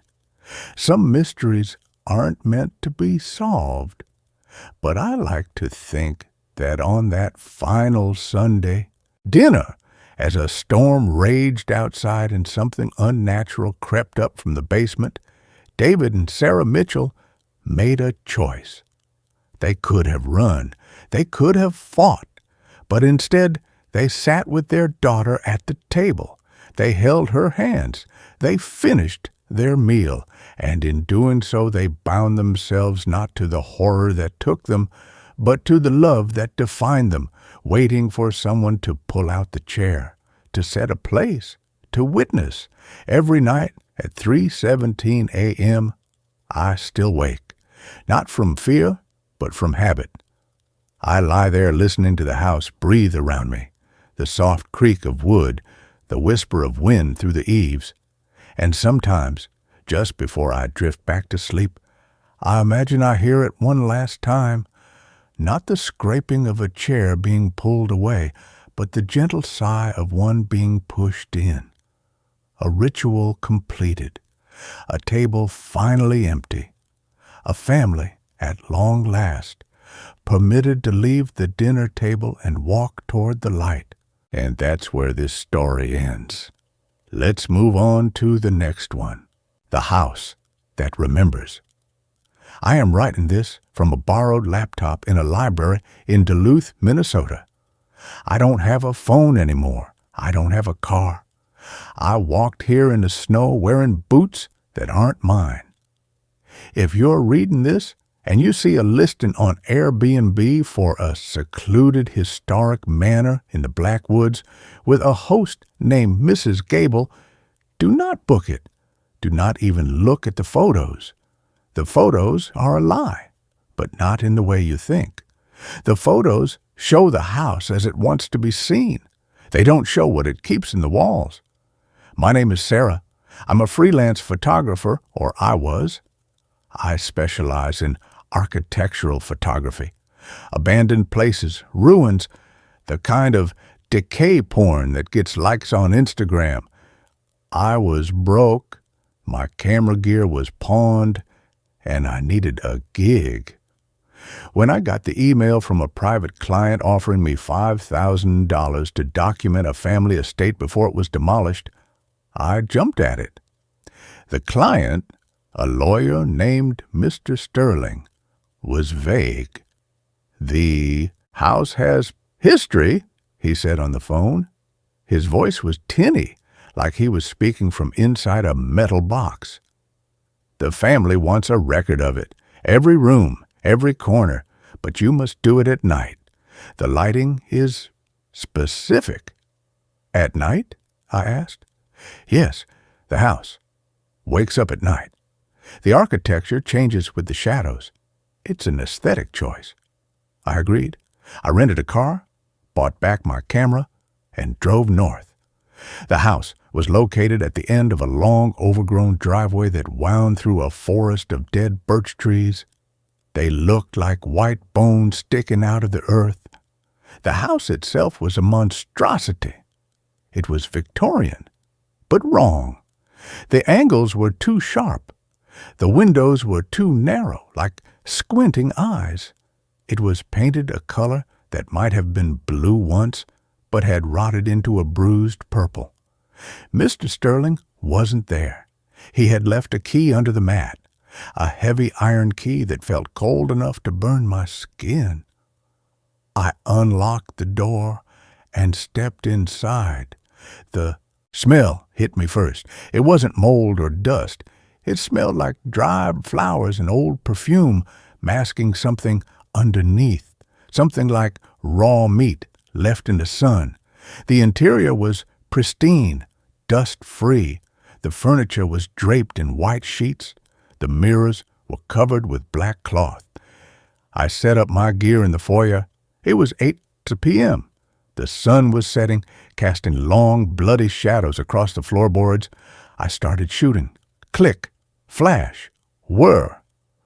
The first hour was normal. I moved from room to room, the library, the dining hall, the parlor. The house was beautiful in a grotesque way. The wallpaper was patterned with intricate vines that looked like arteries. The chandeliers were made of crystal drops that resembled tears. But as midnight approached, the house changed. I was in the kitchen. It was a large tiled room with a massive cast iron stove. I was setting up my tripod to capture the stove when I heard it. Clink. It sounded like silverware hitting a plate. I froze. "Hello?" Silence. I looked around. The kitchen was empty. The drawers were closed. Clink. Scrape. It came from the dining room, the room I had just left. I grabbed my tripod, wielding it like a club, and walked slowly to the dining room doorway. The room was dark. My flashlight beam cut through the gloom. The table, which had been empty 10 minutes ago, was set. There were 4 place settings: fine china, crystal goblets, silver cutlery arranged perfectly, and in the center of the table there was a roast, a steaming hot roast beef, oozing red juices onto a silver platter. My breath caught in my throat. I was alone. I had locked the door. I walked closer. The heat from the meat hit my face. It was real. I raised my camera. I had to document this. Click. The flash illuminated the room for a split second. In that split second, I saw them. Seated at the 4 chairs were figures. They were translucent, like smoke caught in glass. A man, a woman, and 2 children. They were dressed in clothes from the 1900s, but their faces were blurred, smudged, like someone had taken an eraser to a pencil drawing. Where their eyes and mouths should be, there was just smooth gray skin. The flash died. Darkness returned. I shined my flashlight at the chairs. Empty. The food was still there. I backed away, my heart hammering against my ribs. "Okay," I whispered. "Prank. Someone is messing with me." I turned to run to the front door. It was gone. Where the front door had been, there was now a wall, a solid wall covered in the artery-patterned wallpaper. I touched it. It was cold and damp. It felt like skin. I ran to the windows. They were shuttered from the outside. I tried to lift the sash, painted shut. I smashed the glass with my tripod. Behind the glass there was no outside. There were bricks, a solid wall of bricks. I was sealed in. Then the whispering started. It came from the vents, from the floorboards, from the walls themselves. She sees us. She sees the dinner. Does she want a plate? She looks hungry. I ran up the stairs. Why? I don't know. Instinct. High ground. I barricaded myself in the master bedroom. It had a heavy oak door with a bolt lock. I slid the bolt home and pushed a dresser in front of it. I sat on the bed, shaking. I checked my photos on the camera's display screen. The photo of the dining room. In the picture, the chairs were empty, but the roast beef wasn't meat. It was a human head, a severed gray head on a platter, and it was screaming. I dropped the camera. It hit the floor and the lens shattered. I huddled in the corner.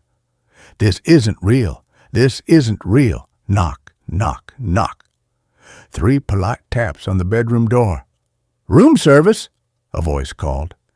It was a cheerful sing-song voice, a maid's voice.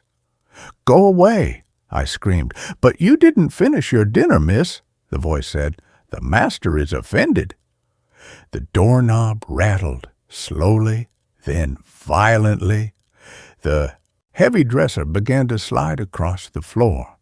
Something with immense strength was pushing the door open. I looked around the room. There was a fireplace, a chimney. It was my only way out. I grabbed the fire poker and ran to the hearth. I looked up. It was dark, narrow, and smelled of soot. The bedroom door splintered. A hand reached through. It was gray, elongated, with fingers that had too many joints. I climbed into the fireplace. I pulled myself up onto the smoke shelf. I heard the door smash open. I heard heavy, wet footsteps enter the room. "Where is the little mouse?" a deep, guttural voice growled. "She went up the chimney, sir," the maid's voice giggled. "Smoke her out," the deep voice said. I heard the strike of a match, then the whoosh of flames. Heat surged up the chimney. Smoke billowed around me. I coughed, my eyes burning. I climbed. I clawed at the rough bricks, tearing my fingernails. The heat was scorching the soles of my boots. I climbed until I saw stars. I pulled myself out onto the roof. I collapsed on the cold slate tiles, gasping for air. The smoke poured out of the chimney next to me, thick and black. I looked down. It was a 30-foot drop to the ground. But the ground was moving. The lawn wasn't grass, it was a sea of hands. Thousands of gray, spectral hands reaching up from the earth, grasping at the air. "Jump," they whispered. "Join us." I looked around the roof. There was a trellis on the side of the house, covered in dead vines. I crawled to it. I swung my legs over the edge. As I climbed down, I looked into the windows on the second floor. In every window, a face was watching me. The smudged faces, the eraser people, they were pressing against the glass, their featureless heads tracking my movement. And behind them, in the hallway, stood a tall shadow. It wore a top hat. It held a silver platter. I reached the ground. The spectral hands grabbed at my boots, but they were weak, misty. I kicked through them. I ran to my car. I fumbled for my keys. They were gone. I must have dropped them inside. I looked at the car. The tires were slashed, all four of them, and on the hood, scratched into the paint, were words, "Stay for dessert." I didn't stop. I ran into the woods. I ran until my lungs burned. I ran until the sun came up. I found a road. A truck driver picked me up. He didn't ask questions about the soot or the blood or the fact that I was crying hysterically. He dropped me off here in Duluth. I went to the police. I told them everything. They looked up the address I gave them. "Ma'am," the officer said gently, "there is no house at that location. That's the old Blackwood fire zone. A manor burned down there in 1922. Killed the whole family. They say the father went mad and poisoned them at dinner before setting the place alight." "I was there," I insisted. "I have photos." I reached for my camera bag. It was empty. The camera was gone. I had dropped it in the bedroom, but I found something else in the bag, a silver fork.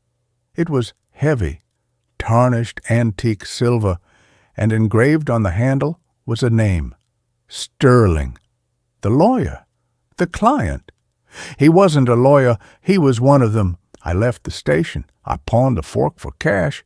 That's how I'm surviving. But here is why I'm writing this. Here is why I am terrified. Yesterday, I bought a disposable camera to take photos for a new job listing I found. Landscape work, safe work. I developed the film at a 1-hour photo lab. The first 12 photos were just trees and lakes. But the last photo, I didn't take the last photo. It shows me sleeping. In the motel room I stayed in last night, I'm asleep in the bed. And standing over me, looking down at my face, are the 4 smudged figures, the family, and in the corner of the room, reflected in the mirror, is the tall shadow with the top hat. He is holding a silver platter, and on the platter there is a camera lens, my broken camera lens. They followed me. They are not bound to the house. The house is just where they eat, and they are still hungry. I am leaving this laptop here. I am leaving this town. I don't know where I'm going. Somewhere crowded, somewhere bright. But I know it won't matter, because just now, as I was typing this, the librarian walked by. She smiled at me, but for a split second, her face blurred. Her eyes and mouth disappeared, leaving only smooth gray skin. And she whispered, in a voice that sounded like silverware on a plate, "Dinner is served." And with that, this story fades into the dark. Let's quietly step into the next one. I found letters from a dead tenant, and now they want an answer. The rent was suspiciously cheap. That should have been my first warning. But when your bank account reads 3 figures and the only alternative is your sister's couch, which already groans under the weight of her 2 toddlers and her patients, you learn to ignore red flags the size of bed sheets. The listing for the attic studio above Mrs. Gable's dusty antique shop on Elm Street promised charm, character, and quiet. It delivered the first 2 in spades. The quiet? That was the problem. It wasn't peaceful quiet. It was the thick, watchful silence of a held breath, the kind that presses on your eardrums until you hear your own pulse thudding in your skull. Moving in was a blur of boxes, sweat, and the pervasive smell of old wood, dust, and the faint, cloying sweetness of lavender that seeped up from the shop below. The studio itself was a long, narrow space under the eaves, with sloped ceilings that forced me to duck near the walls and one small, grimy window overlooking the tangled alley behind the building. The previous tenant, the landlord Mr. Finch had mumbled off-handedly over the phone, had moved on suddenly. No forwarding address, just left the key under the mat. Finch, a man whose voice sounded like gravel in a tin can, hadn't even shown me the place. "Keys in the mailbox," he'd rasped. "First month's rent in cash. Slide it under my door." He sounded less like a landlord and more like a ghost, negotiating with another ghost. The first week was uneventful. Just the unfamiliar creaks and groans of an old building settling. The distant chime of the antique shop doorbell, the muffled sounds of the city below. I buried myself in freelance graphic design work, trying to ignore the way the shadows in the corners seemed deeper than they should be, the way the single overhead bulb flickered with a sickly yellow pulse if I stared at it too long. The quiet, however, began to fray at the edges of my concentration. It wasn't just absence of sound, it was an expectation. Like the room itself was waiting for me to say something, to acknowledge its presence. I found the letters on a Tuesday. Rain lashed against the small attic window, turning the alley into a gray watercolor smear.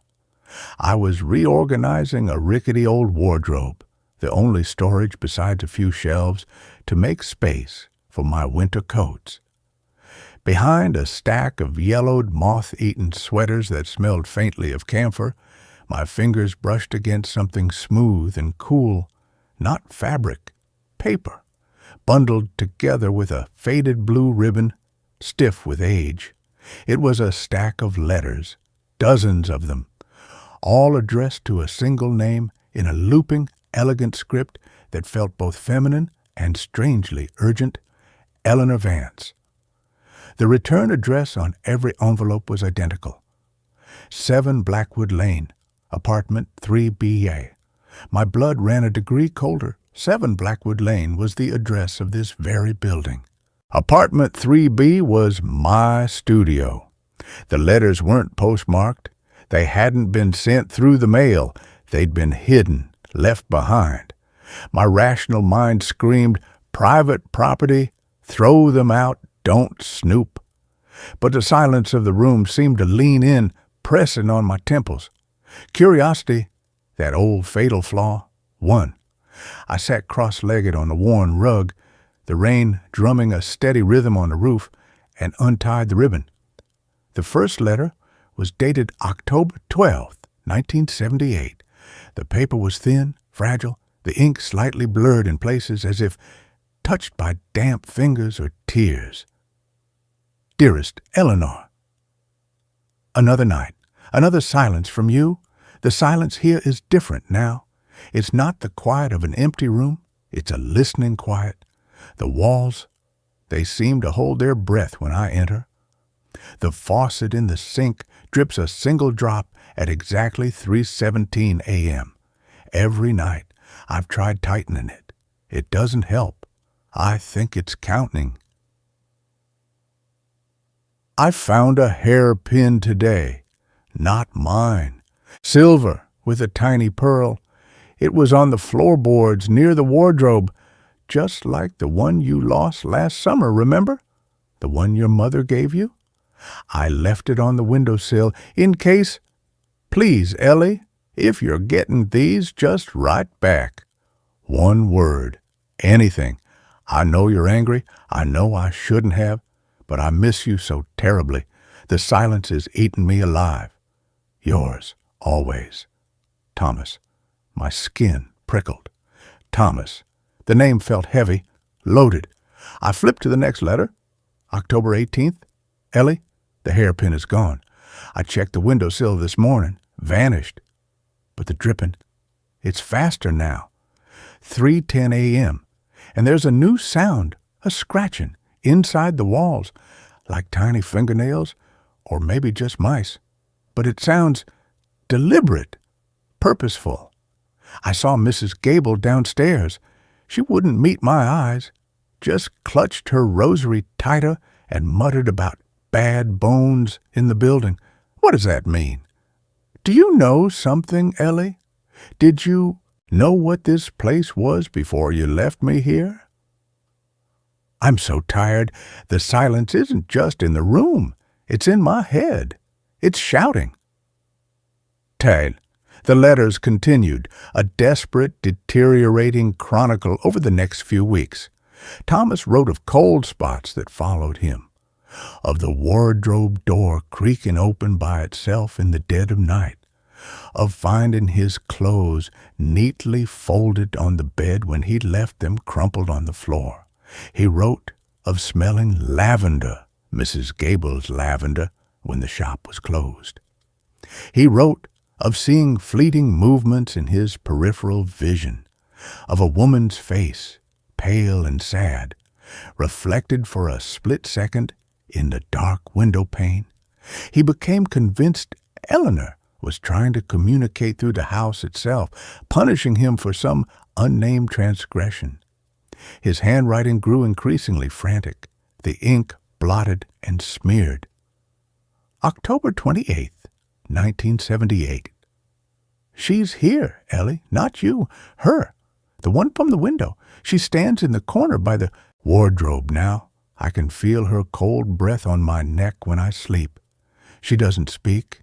She just watches, waits. And the letters. I found another one today, tucked into the pages of the book I left on the nightstand. Blank pages, just the envelope addressed to you. How? I think she wants me to write, to keep writing to you, to feed the silence with my words. But what if I stop? What if I burn these letters? October 30th, 1978. I can't sleep. The dripping is constant now. The scratching is inside the walls, inside my head. She stood over my bed last night. I felt her hand on my forehead, cold as marble. She whispered, "Write her." Her voice wasn't yours, Ellie. It was dry, like stones grinding in a deep well. I have to write. I have to answer. Maybe if I say I'm sorry enough, she'll let me go. Maybe if I tell you everything. The rest of the page was violently torn away, the ragged edge stained with something dark that wasn't ink. The final letter was undated. The paper was stiff, damp-stained, the handwriting a barely legible scrawl. The ink faded to a rusty brown. Eleanor, I know now. I know what you did. You left me here for her. You knew she hungers for voices, for words, for the sound of a living heart beating in her walls. You sacrificed me to keep her quiet, to keep her away from you. It's too late for sorry. The letters are her food. My words are her chains. She won't let me leave until I've written enough. until I've filled the silence with my misery until it bursts. If you're reading this, if anyone is reading this, don't write back. Don't answer. She only wants a voice. Don't give her yours. Burn these. Burn them all before. The sentence ended in a long, jagged smear of that same rusty brown, as if the pen had been dragged violently across the page before being dropped. There was no signature, just the stain. I sat frozen on the rug, the rain forgotten. The silence in the attic studio wasn't just watchful anymore. It was hungry. Thomas Vance. He hadn't moved on. He'd vanished, died here, and his ghost, or the thing that had consumed him, was still here, trapped by his own unanswered letters. And I'd found them, I'd read them, I'd given the silence a voice again. The overhead bulb flickered violently, then died completely, plunging the room into gray twilight. The rain outside seemed to muffle, as if the world beyond the window had been wrapped in cotton wool.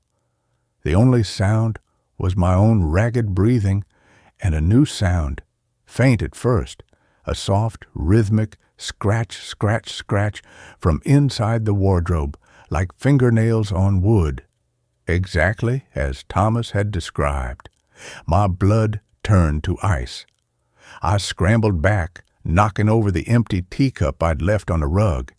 It shattered on the floorboards, the sound impossibly loud in the suffocating quiet. The scratching stopped.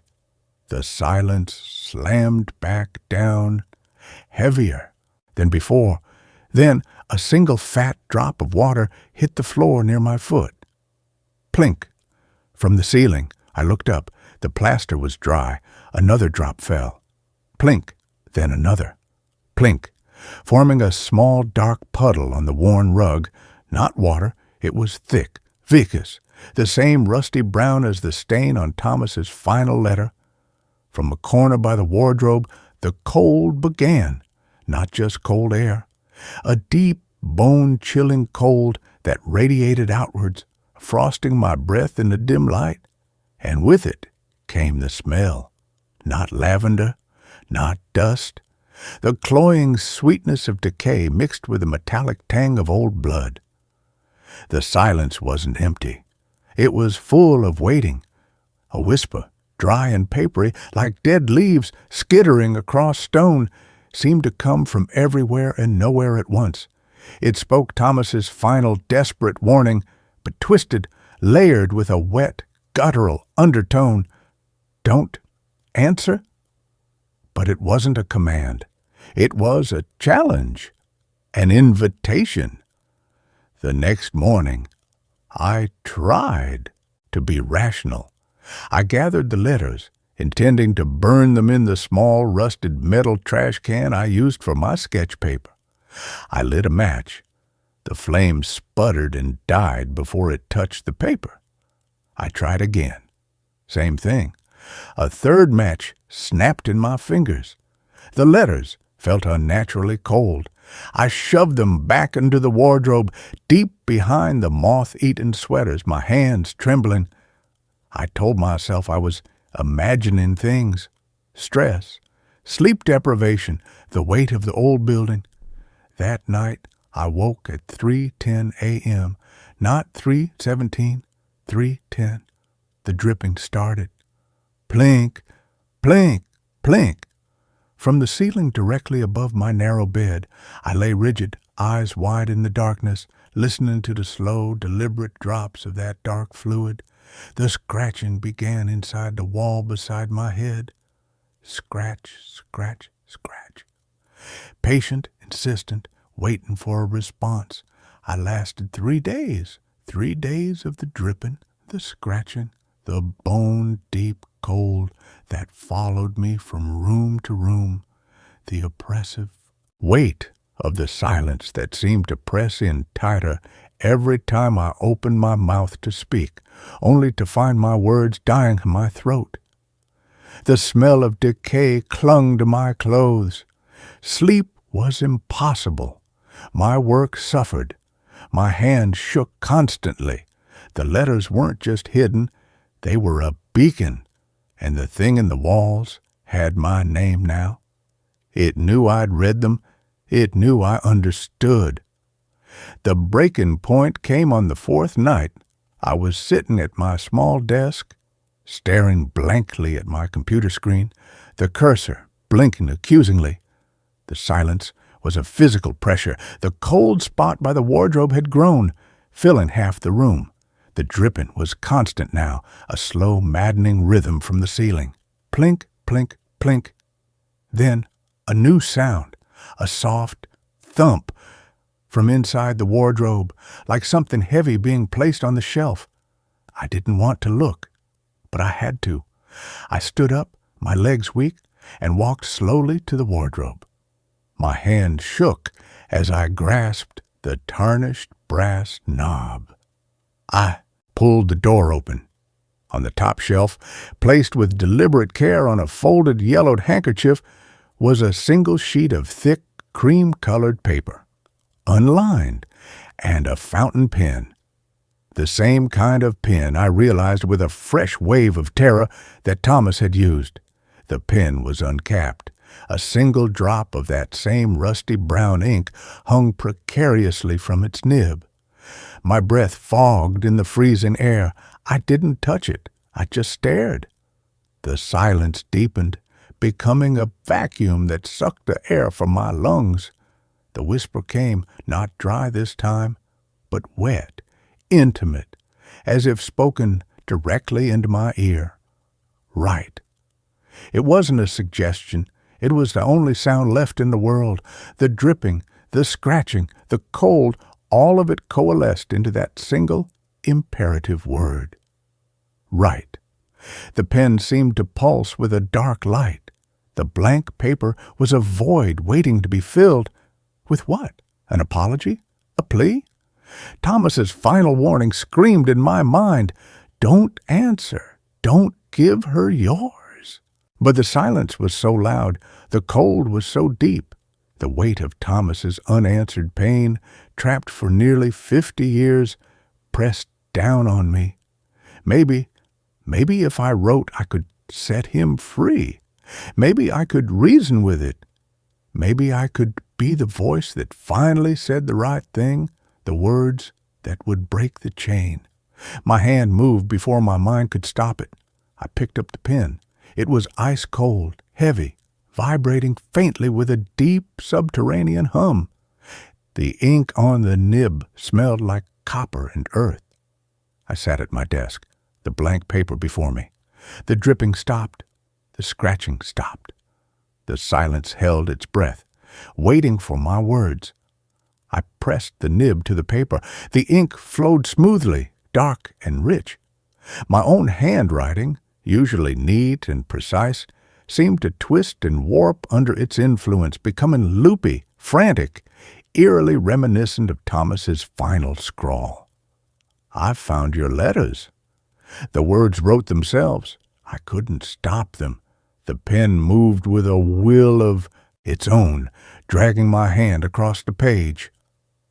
I read them all. I know about the dripping, the scratching, the cold. I know about her. I know you're trapped. I'm so sorry, Thomas. I'm so sorry she did this to you. Tears blurred my vision, hot against my cold cheeks. The pen kept moving, but I can't stay silent. The silence is killing me too. It's eating my thoughts, my sleep, my voice. Please, if you can hear me, tell me how to make it stop. Tell me what she wants. What do I need to say to set you both free? I signed it with my own name, my real name. The pen lifted from the paper. The silence shattered, not with sound, but with a wave of pure, ecstatic relief that washed over me, warm and suffocating. The cold vanished. The oppressive weight lifted. For a moment, the attic studio felt almost normal. Hope, fragile and dangerous, flickered in my chest. Had I done it? Had I broken the cycle? Then the pen moved again. Not in my hand. It floated up from the desk, hovering in the air before the paper. The nib dipped into the inkwell that hadn't been there a moment before. A small, ornate well that seemed carved from black stone. And it began to write, not in Thomas's hand, in a script that was sharp, angular, and chillingly precise. A woman's hand, Eleanor's hand.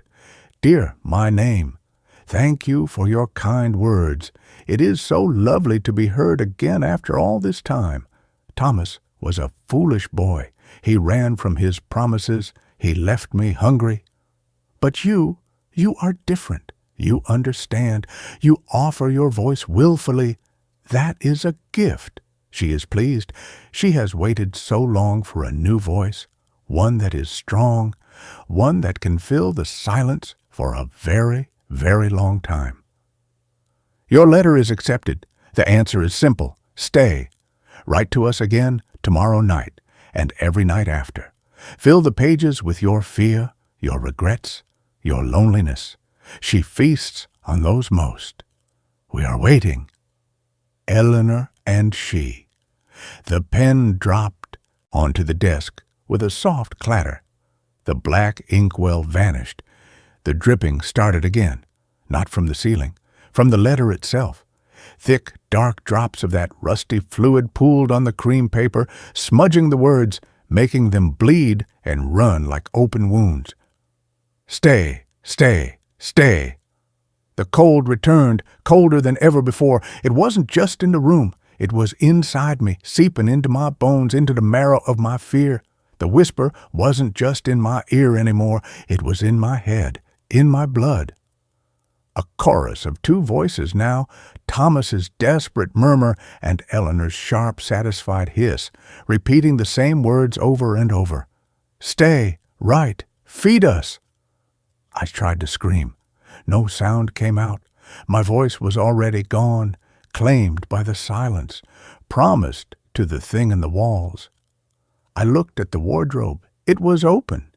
Inside, on the floorboards, where I'd found the letters, lay a fresh stack of cream-colored paper and a new bottle of that black, stone-carved inkwell. Waiting. The scratching began again, not inside the wall, but inside my own skull, a constant, maddening rhythm. Scratch, scratch, scratch. The sound of my own thoughts being unraveled, prepared to be written down. The dripping formed a puddle around my bare feet on the floor, cold, wet, final. I don't sleep any more. I sit at the desk. The pen is always in my hand. The paper is always waiting. The silence is never empty.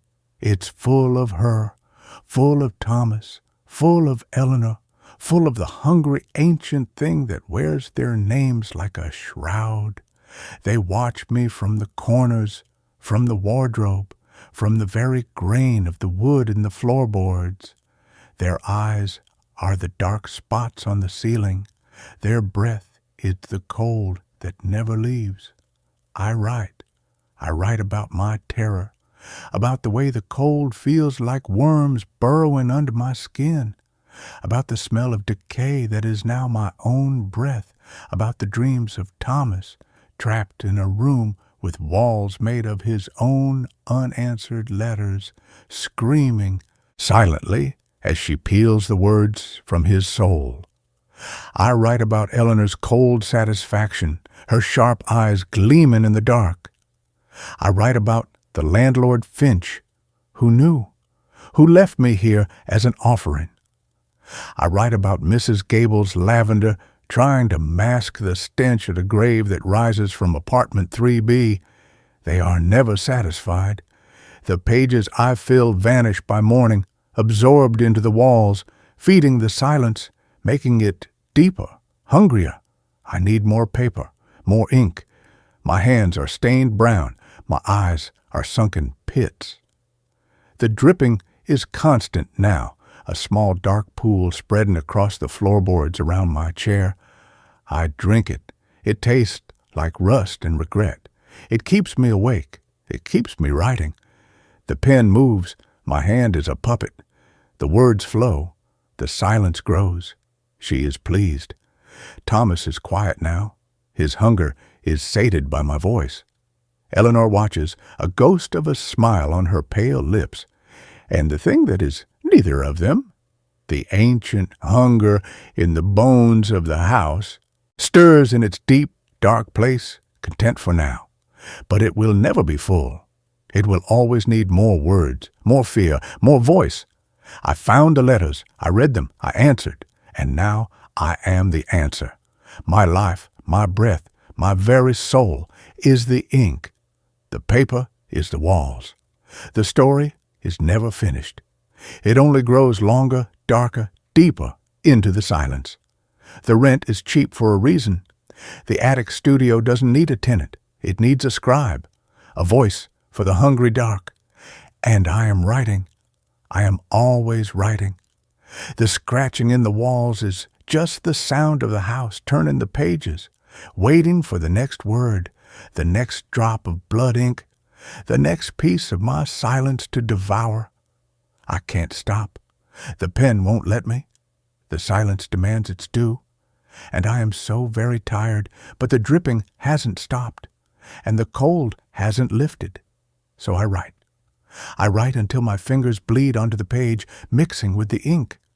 I write until my eyes blur. I write until the only sound left in the world is the scratch of the nib and the wet, satisfied sigh from the corner by the wardrobe. She is listening. She is waiting.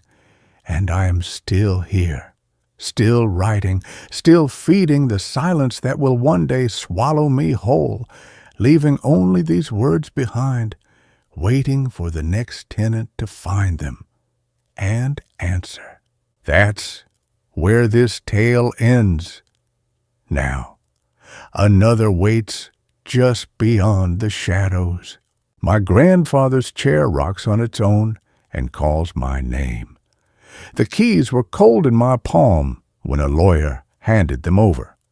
Maplewood Farm, he'd said, avoiding my eyes. Your grandfather's stipulation was clear. Only you could inherit. He said you'd understand why.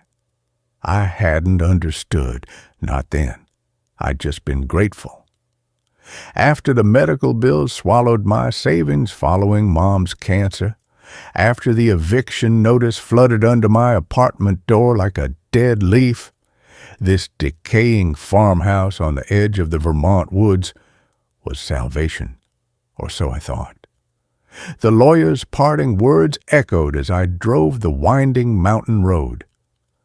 Mind the chair in the parlor. He was never without it. And Lily, keep the curtains drawn after dark. Maplewood smelled of damp earth and wood smoke the moment I pushed open the sagging porch door. Dust hung thick in the slanted afternoon light, motes dancing above furniture shrouded in yellowed sheets. The air was unnaturally still, heavy, as if the house had been holding its breath for years. Grandpa Silas had lived alone here since Grandma May died in '78. I remembered childhood summers, the smell of his pipe tobacco, the rough warmth of his flannel shirt against my cheek as he rocked me to sleep in that very chair.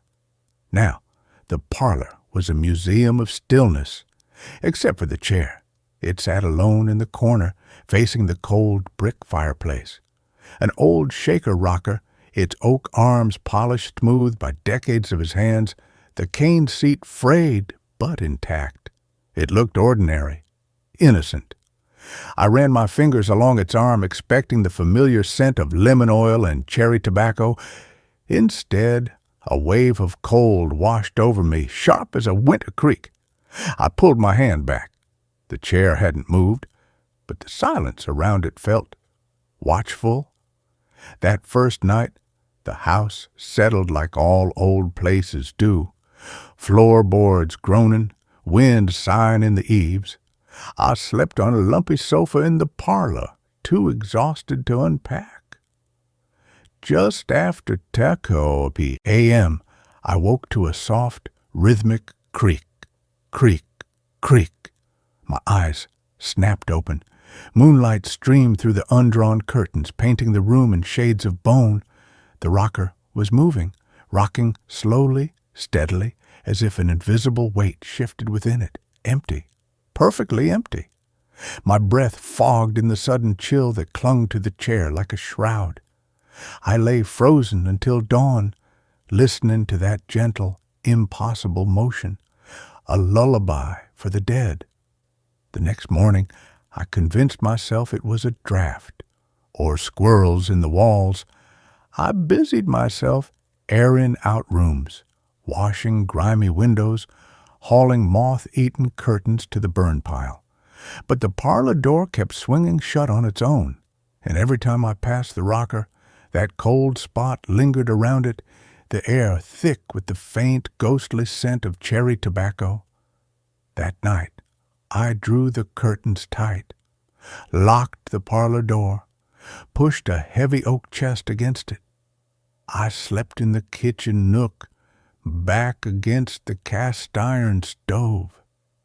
At 3:07 a.m., the rocking began again, louder, insistent. Creak shush! Creak shush! It vibrated through the floorboards, up the stove's legs, into my bones, and beneath it a sound that made my blood freeze, a whisper so faint it might have been the wind. Lily? Grandpa's voice, exactly as I remembered it, raspy from pipe smoke, warm as sun-baked stone, but layered beneath it something else, a dry, rattling undertone like stones shifting in a deep well. Lily, come sit. I didn't move, didn't breathe. The whisper came again, closer now, seeming to seep under the kitchen door. Cold out here alone. The rocking stopped abruptly. Silence. Then 3 slow, deliberate knocks on the parlor door. Tap, tap, tap. Like knuckles on wood. The chest blocking the door scraped sideways an inch on the hardwood floor, as if shoved by an invisible hand. I buried my face in my knees until the first gray light bled through the kitchen window. I called the lawyer. He refused to discuss the chair. Some things Silas carried to his grave, he muttered, static crackling on the line. He loved you fiercely, child. That's all that matters. When I pressed him, his voice dropped to a whisper. After May died, he changed, stopped going to town, sat in that chair day and night, staring at the basement door, said the house needed guarding, said it was getting stronger. The line went dead. The rocking became my nightly ritual, always at 3:07 a.m., always that whisper. Lily? Sometimes it was gentle, sometimes desperate. Once, sharp with warning, don't open the cellar. I found the basement door, a heavy plank thing at the back of the mudroom, locked with a rusted padlock Grandpa had never used before. I didn't touch it. I kept the parlor curtains drawn. I slept with the lights on. But exhaustion wore me down. Grief for Mom, for the life I'd lost, made the chair's whisper feel less like threat and more like an anchor. One rain-lashed night, after crying myself raw over unpaid bills, I stood before the parlor door. The rocking had started early. Creak shoosh, creak shoosh. The whisper was soft, coaxing. Come warm me, little sparrow. I'm so cold. I turned the key, pushed the door open. The rocker moved slowly in the moonlight, empty. The cold radiating from it made my teeth chatter. The scent of cherry tobacco was overwhelming. I took a shaky step forward. That's my girl. Grandpa's voice sighed, the rattling undertone almost buried. Just like your mother, brave heart. Tears blurred my vision. I reached out, my fingers trembling inches from the worn oak arm. The temperature plummeted. My breath plumed thickly. The rocking stopped dead. The whisper turned guttural, the voice splitting into two. One Grandpa's, warm and broken, the other a dry, scraping hiss that seemed to come from the chair's very wood. "Mine now. She's mine. Let her sit."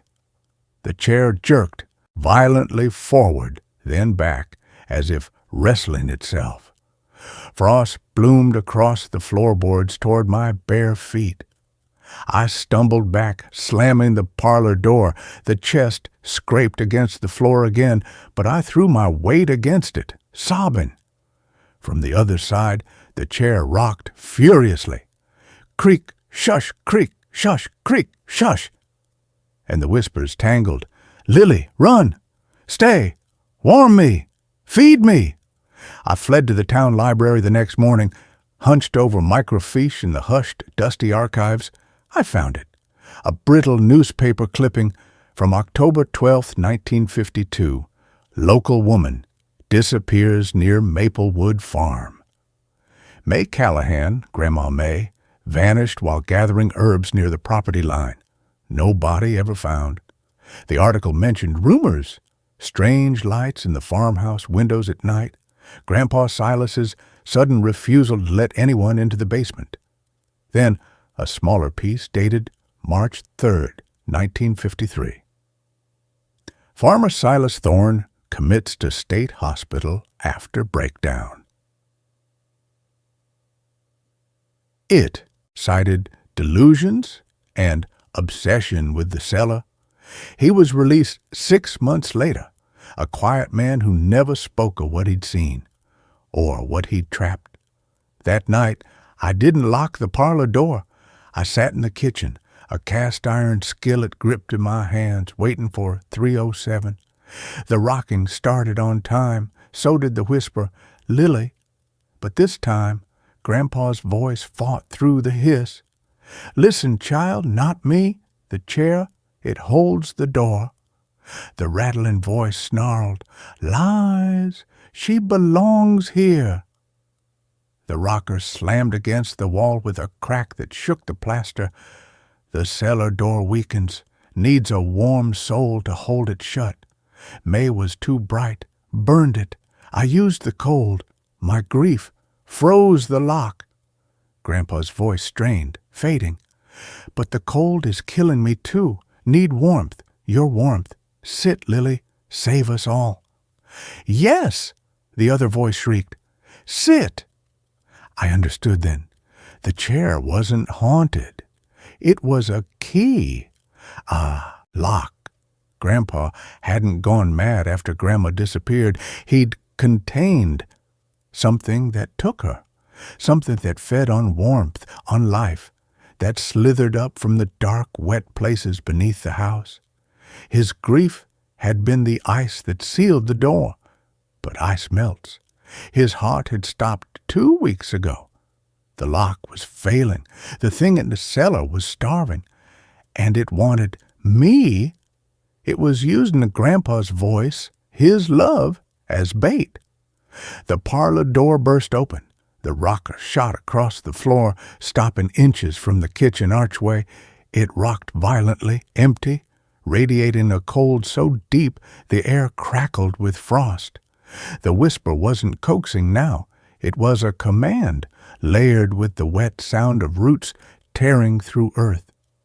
"Sit, or I take the neighbor's child, the one who brings you eggs." Mrs. Henderson's little boy, Ben. He'd waved at me just yesterday, offering a basket of brown eggs. I dropped the skillet. My legs carried me forward, not from fear, but fury. I stopped before the rocking chair. The cold bit through my sweater, stealing my breath. The voice hissed, "Good girl." I didn't sit. I knelt, pressed my palm flat against the icy floorboards beside the chair.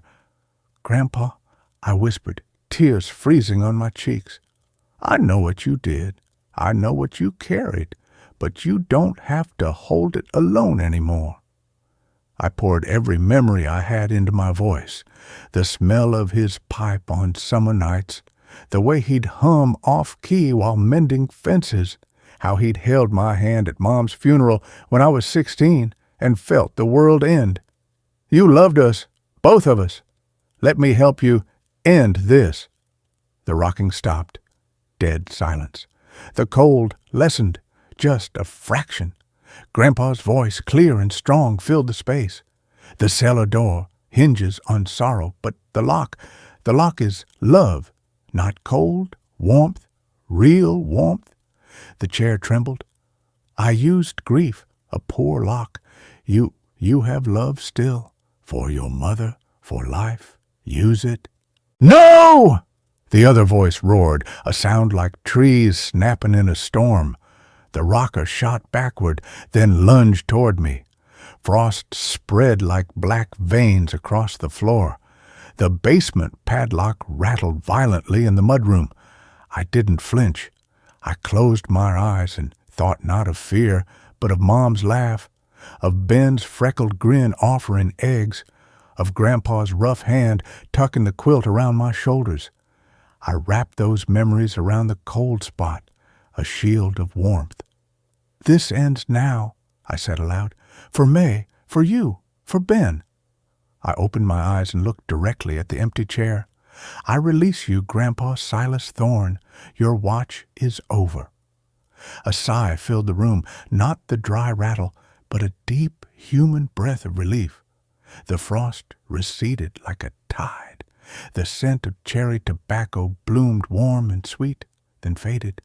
The chair gave one last gentle creak, shush, and stilled. Truly still. I walked to the mudroom. The rusted padlock on the cellar door hung open as if untouched for decades. I didn't go down. I wouldn't need to. The chair never rocks again. But sometimes, on the coldest winter nights, when the wind howls like a lost thing through the pines, I sit beside it in the parlor. The curtains stay open now, moonlight spilling across the floor. I rest my hand on its arm. It's always warm.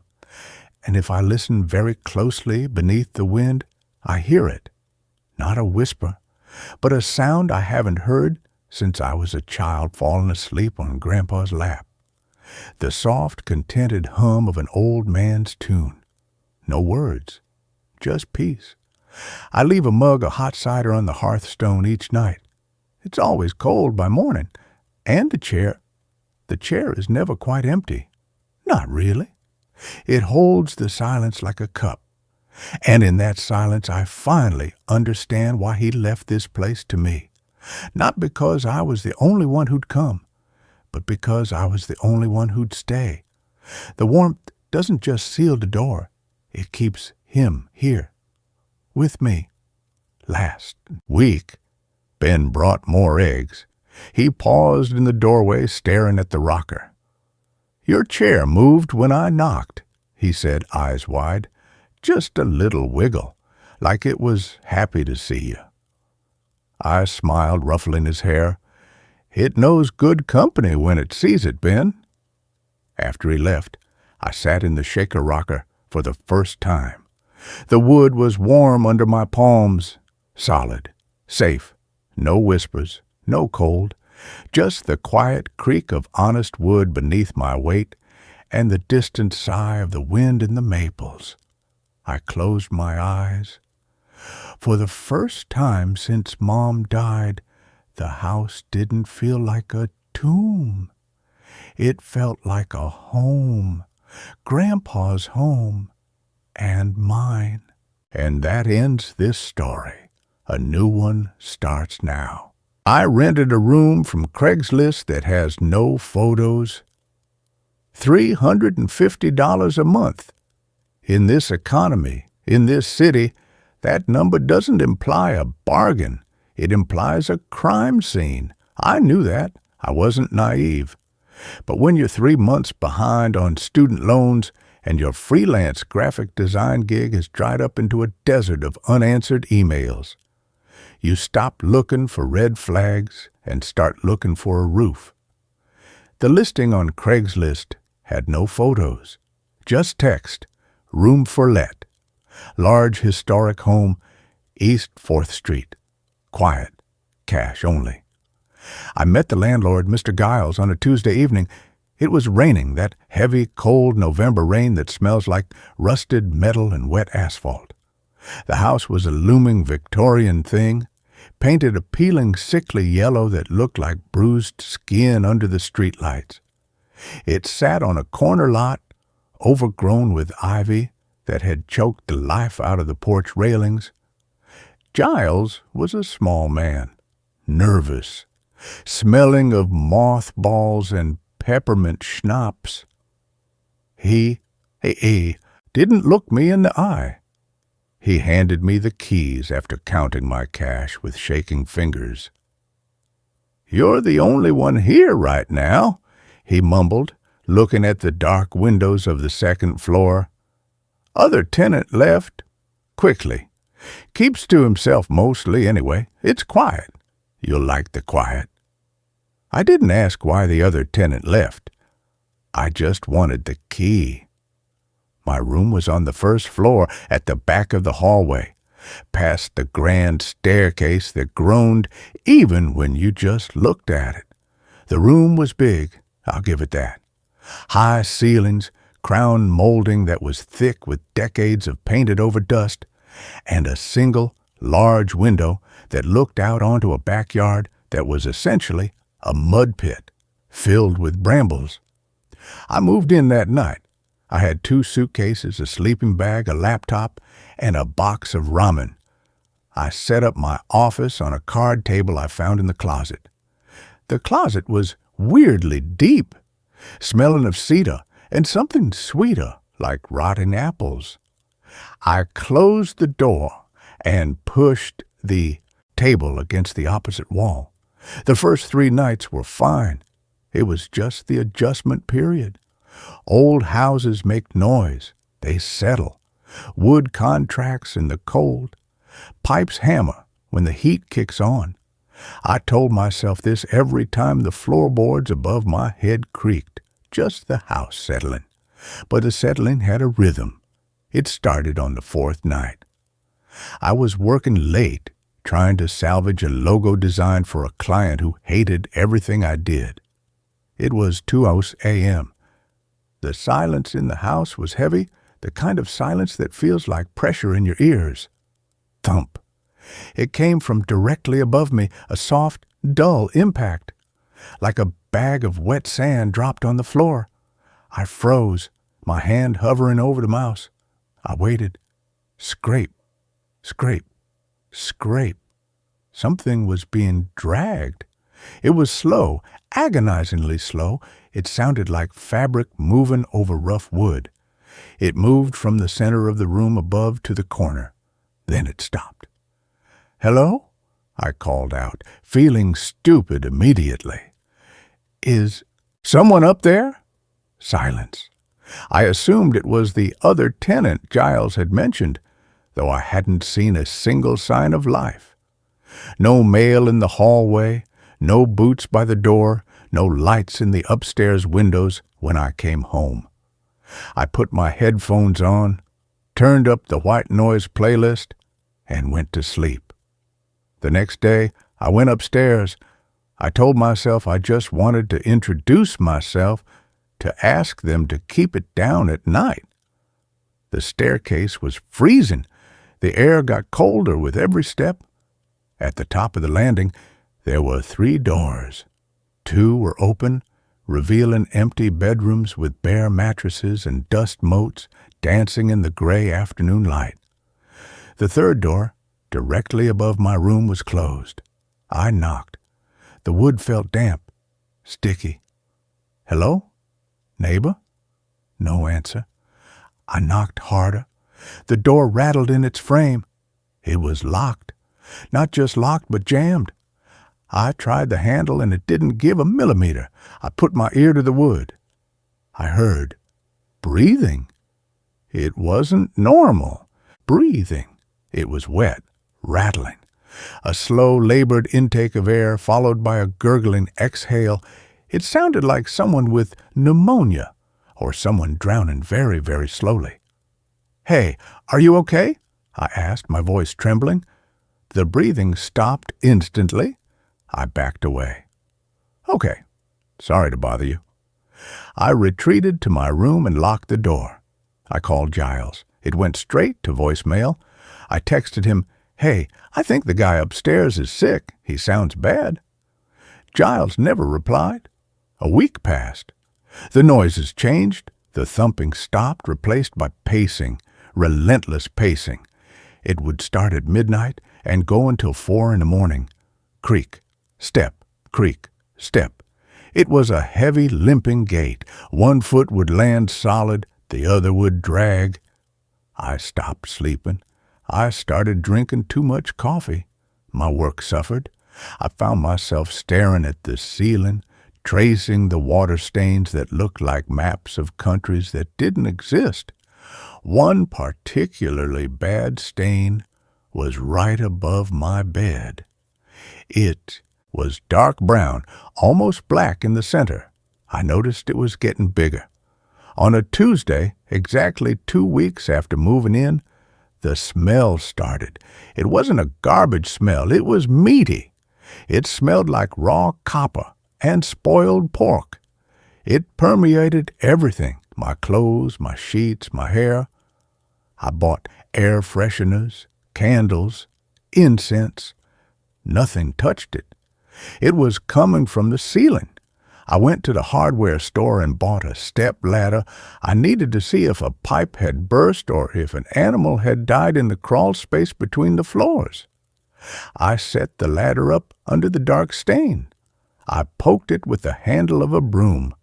The plaster was soft, spongy, drip. A single drop of dark, viscous fluid landed on my cheek. I wiped it off, panicked, scrubbing my face with my shirt.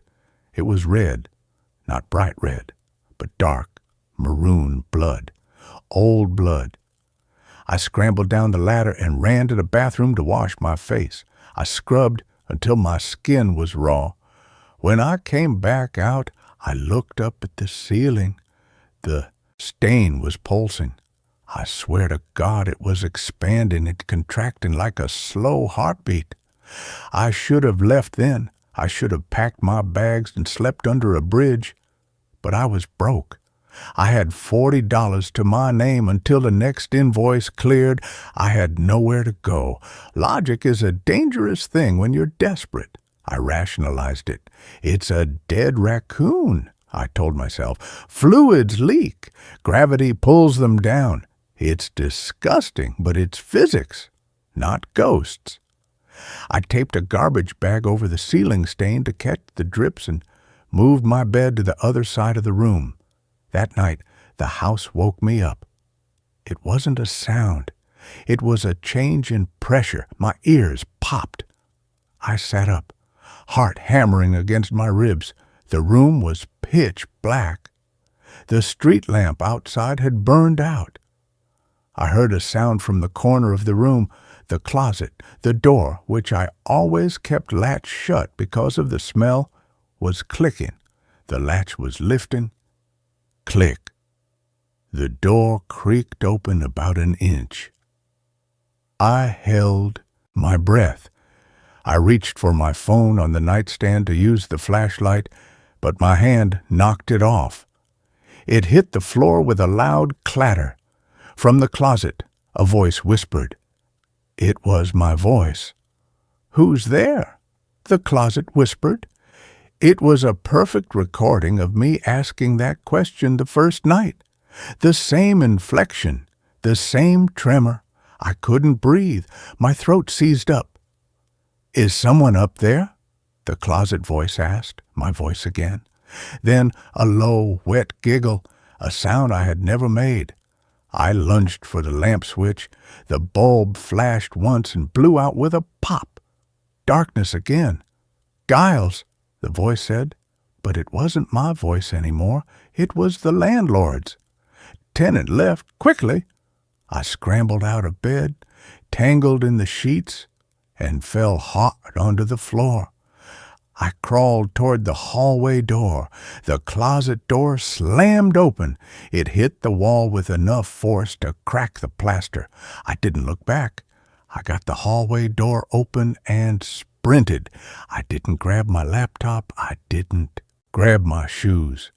I ran out in my boxers and t-shirt, barefoot onto the cold, splintery floor of the hallway. I made it to the front door, locked. I fumbled with the deadbolt. My fingers were slippery with sweat. From the top of the stairs behind me, the breathing started. That wet pneumonia rattle, it was loud. Whatever was making it wasn't behind the door anymore. It was on the landing. I got the bolt violently thrown back and ripped the door open. I burst out onto the porch, gasped by cold night air.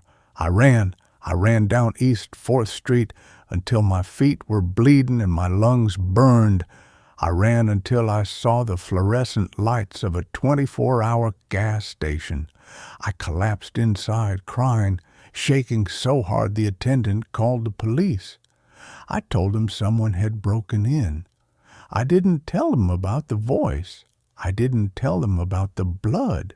They wouldn't believe me. The police went to the house. They called me an hour later. "Mr. Evans," the officer said, sounding annoyed, "we checked the place. It's secure. No sign of entry, but we need you to come down here." "I'm not going back there," I said. "Sir, you need to explain what's in the upstairs room." "I don't know," I sobbed. "I've never been in there. The door was locked." "The door wasn't locked," the officer said. "And there's no floor in that room, sir. It's just open joists. Looks like it's been that way for years. But we found your things." "My things are downstairs," I said. "No," the officer said, his voice dropping an octave. "We found your laptop, your clothes, and your sleeping bag. They were arranged in the center of the upstairs room on top of some plywood planks, laid out like a little nest." I felt the blood drain from my face. "I never put them there. And, sir," the officer hesitated, "Mr. Giles, we looked him up to contact the owner. David Giles died 3 years ago. The house has been in foreclosure. It's been abandoned since 2021. I hung up. I slept in a shelter that night. I borrowed money from my estranged sister the next day and got a bus ticket out of state. I left everything, my computer, my clothes, my identity. But sometimes, when I'm in a quiet room or when I'm staying in a cheap motel and the ventilation turns off, I can still hear it. Not the breathing. I hear the recording. I hear me, whispering from the walls. "You'll like the quiet," it says. "You'll like the quiet." The night grows deeper as we leave this story behind and move on to the next. I accepted a job monitoring deep earth frequencies in a remote station, but the sounds from below are starting to call my name. I am writing this from a diner off Interstate 80. My hands are shaking so bad I can barely hold the pen, and I keep spilling the coffee on the table. The waitress looks at me like I'm a junkie, but I don't care.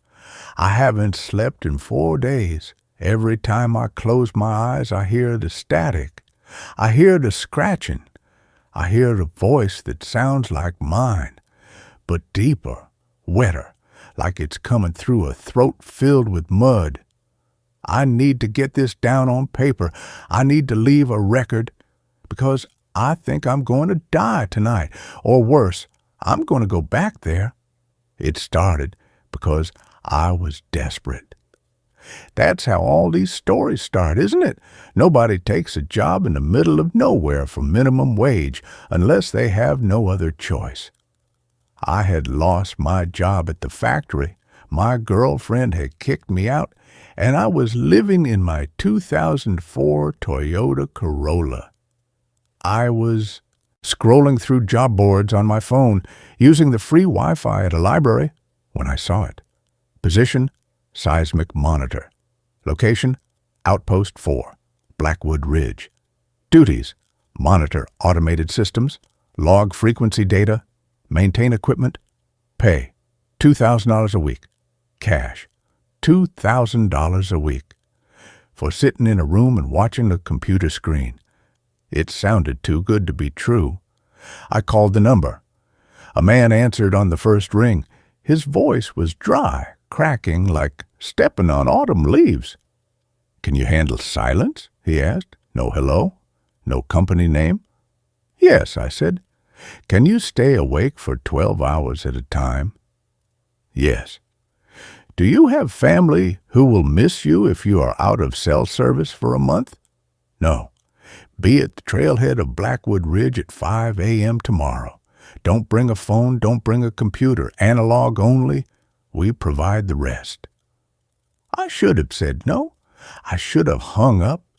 But I looked at my bank account balance, 12.45, and I said yes. I met the man the next morning. He was driving a black Jeep with no license plates. He was old, maybe 70, with skin that looked like leather and eyes that didn't blink enough.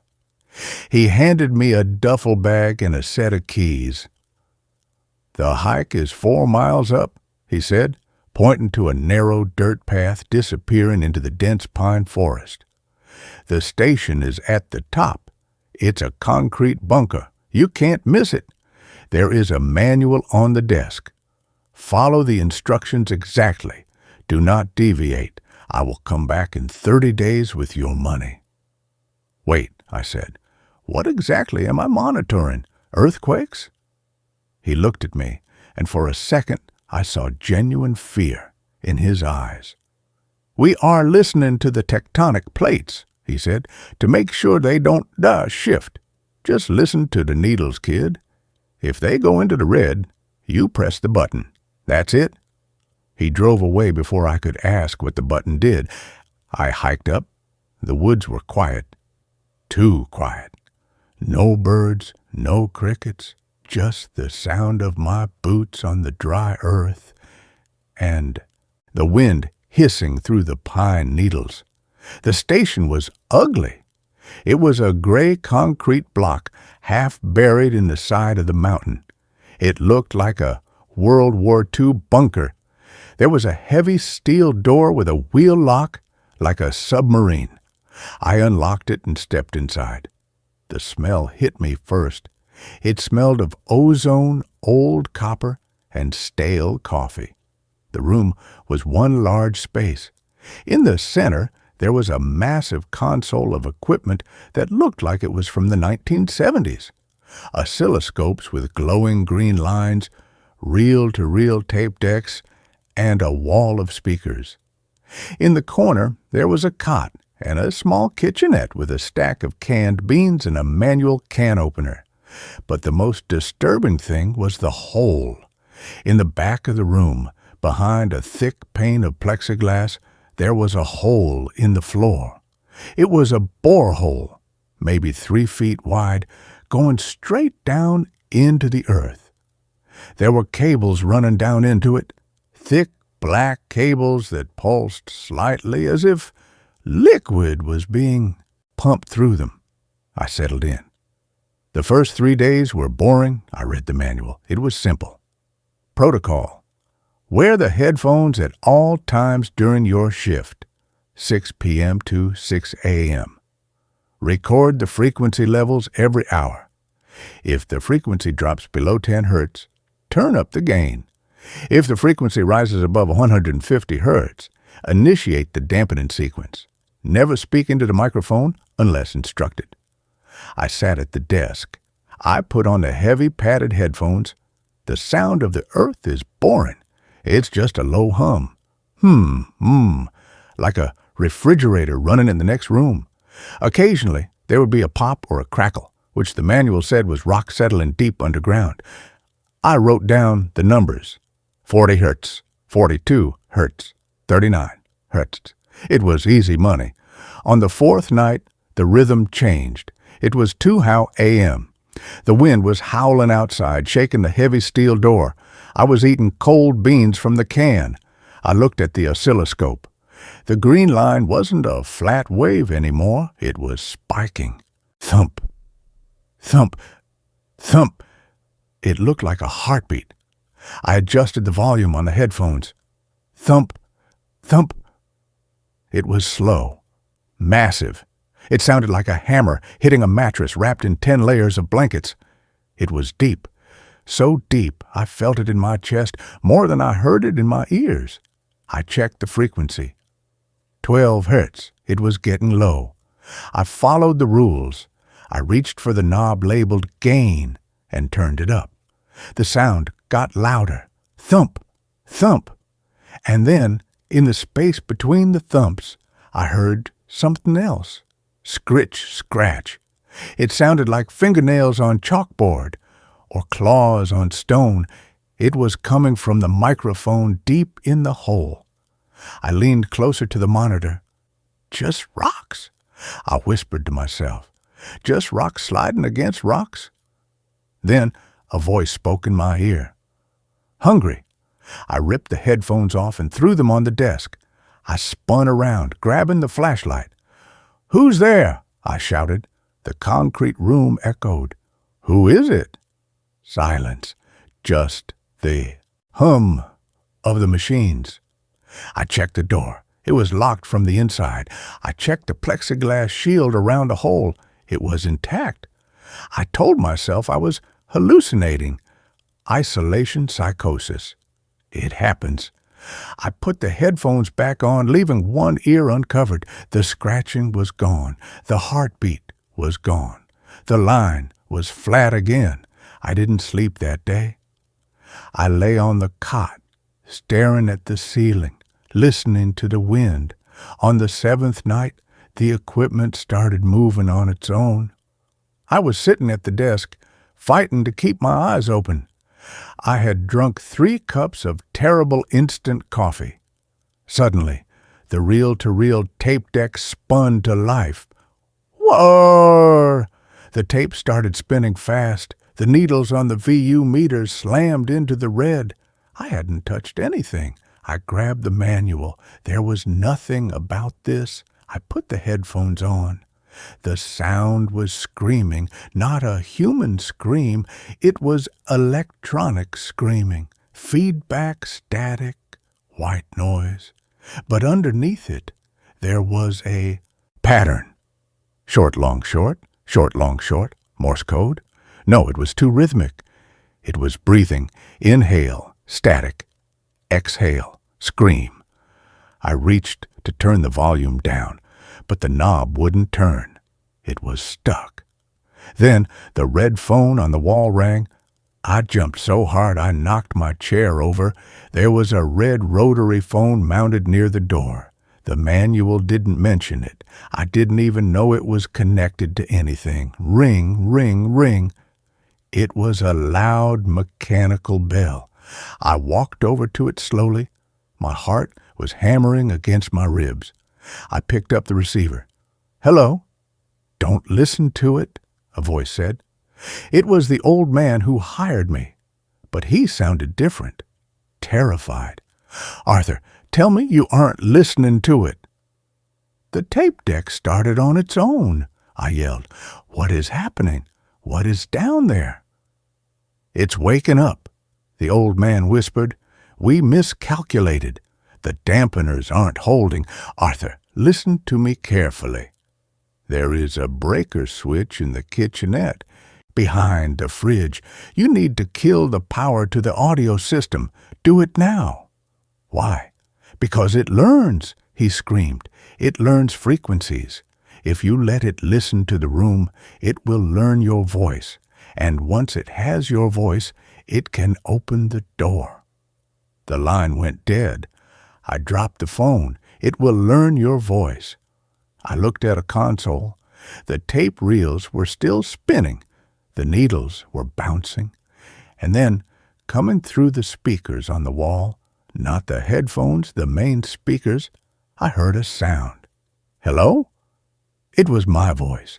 It was the recording of me answering the phone 10 seconds ago. Hello? What is happening? What is down there? The machine was playing my voice back to me. But then it changed. The pitch shifted down. It became deeper, gravelly. "What is down there, Arthur?" It said my name. I hadn't said my name. I scrambled to the kitchenette. I shoved the heavy refrigerator aside. There was a gray metal panel on the wall. I ripped it open. There was a single large switch labeled Audio Mains. I grabbed it and yanked it down. Clunk! The lights in the station flickered. The tape deck slowed down. Woo! Click! The speakers went silent. The room was dead quiet. I stood there, panting, sweating. I was safe. I had killed the power. Then, from the hole in the back of the room behind the plexiglass, I heard a sound. Knock, knock, knock. 3 distinct knocks on the glass from the inside. I shined my flashlight at the hole. The borehole was dark. But on the inside of the plexiglass there was condensation, and in the condensation something had drawn a shape, a smiley face. I backed away. No, that's impossible. It's a sealed shaft. Knock, knock, knock. Louder this time. The glass vibrated. I grabbed my jacket. I grabbed the keys. I was leaving. To hell with the money. To hell with the old man. I ran to the steel door. I grabbed the wheel lock and turned it. It wouldn't move. I spun it the other way. Stuck. I threw my weight against it. It felt like it was welded shut. Then I saw the keypad. I hadn't noticed it before. A digital keypad next to the door. The screen was lit up red. Lockdown initiated. Containment breach. Open, I screamed, banging on the steel. Let me out. From the speakers, which should have been dead, a voice crackled. Let me out. It was mocking me. I looked at the console. The power switch I had pulled. It was physically pushed back up into the on position. I hadn't touched it. The tape reel started spinning again. I ran to the corner of the room, grabbing the heavy metal can opener as a weapon. I huddled on the cot. What do you want? I whispered. The speakers crackled. Arthur, hungry. I spent the next 3 days in that corner. I didn't sleep. I didn't eat. I just watched the hole. Every hour the sounds got worse. First it was scratching. Then it was screaming. Then it was singing. It sang nursery rhymes.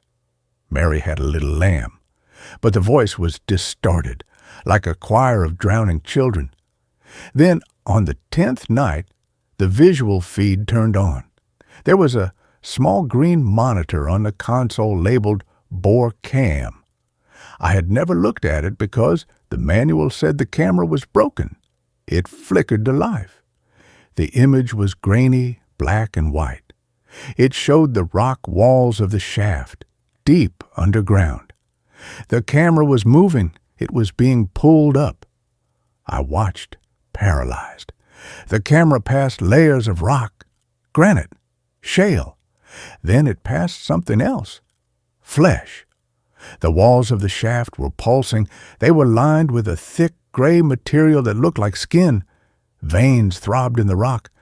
The camera kept coming up. 500 feet, 400 feet. It passed a nest.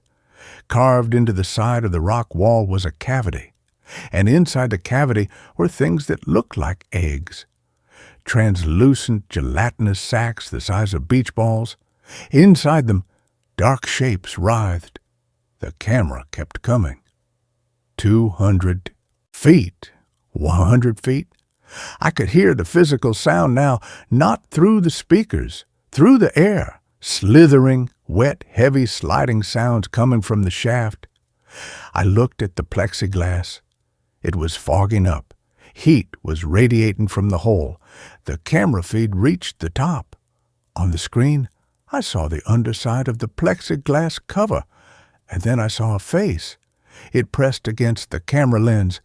It didn't have eyes. It had holes.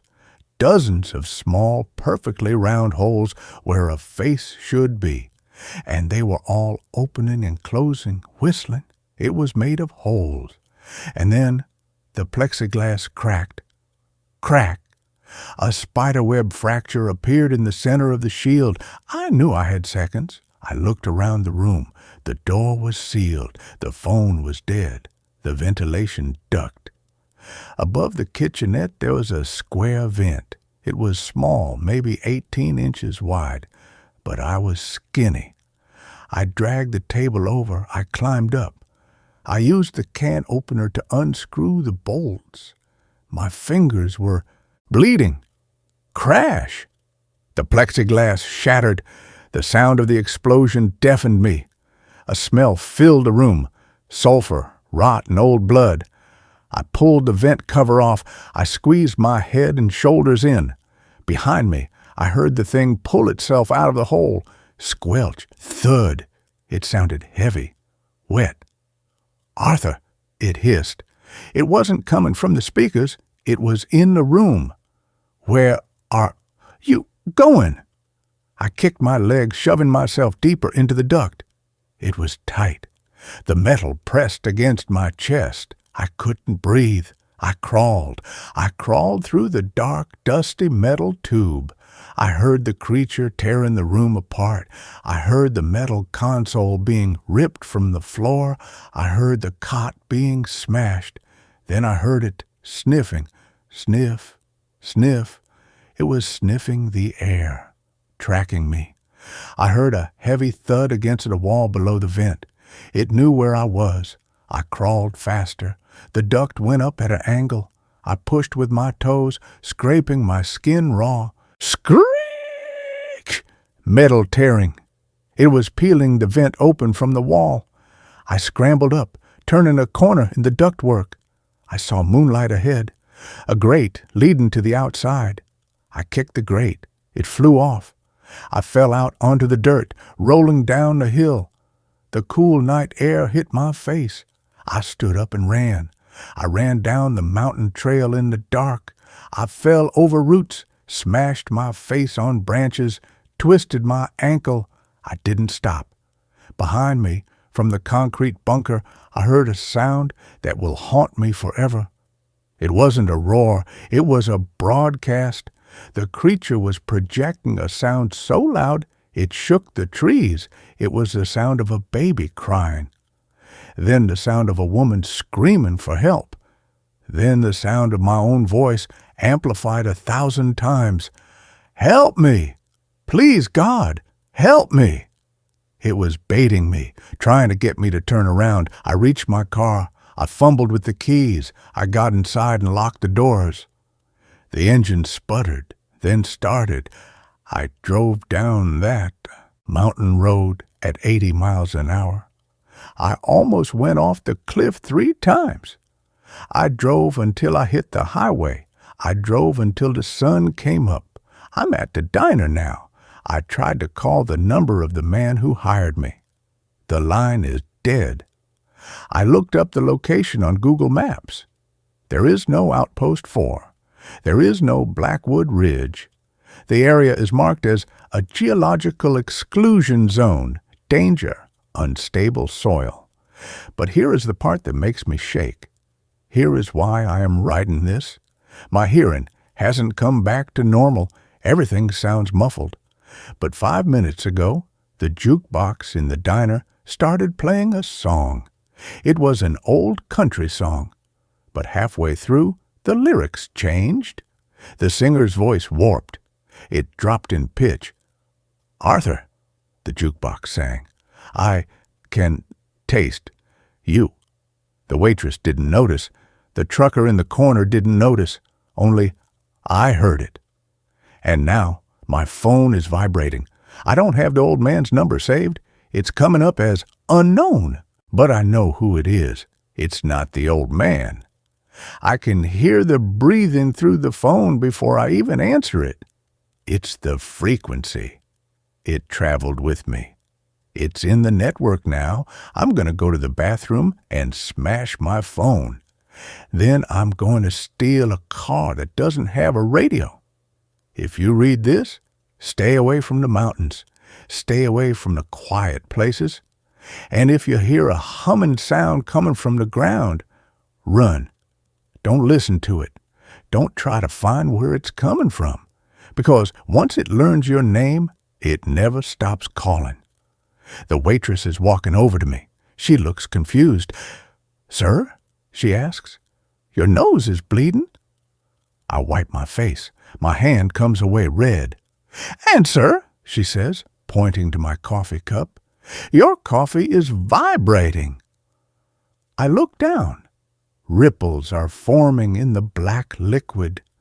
Thump, thump, thump. It's here. It traveled through the ground. I have to go. God help me. And so, this story comes to an end. Let's start another. My phone records conversations with someone who isn't alive. The rent was the first red flag, whispering, "Too good to be true." $300 a month for a whole floor in a Victorian-era house on the outskirts of town?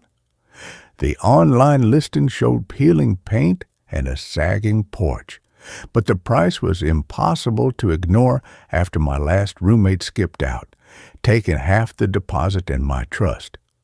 I'd been couch surfing for weeks, swallowing my pride in instant noodles. So when Mrs. Gable, the landlady, met me with a jangling key ring and eyes that wouldn't quite hold mine, I signed the lease on the cracked Formica counter of her cramped kitchen.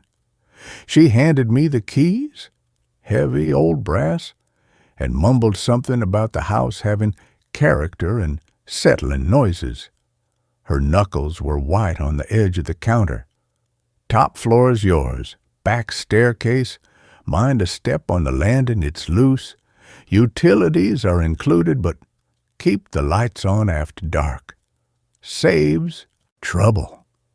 She wouldn't elaborate, just shooed me out with a trembling hand, already turning toward her silent TV.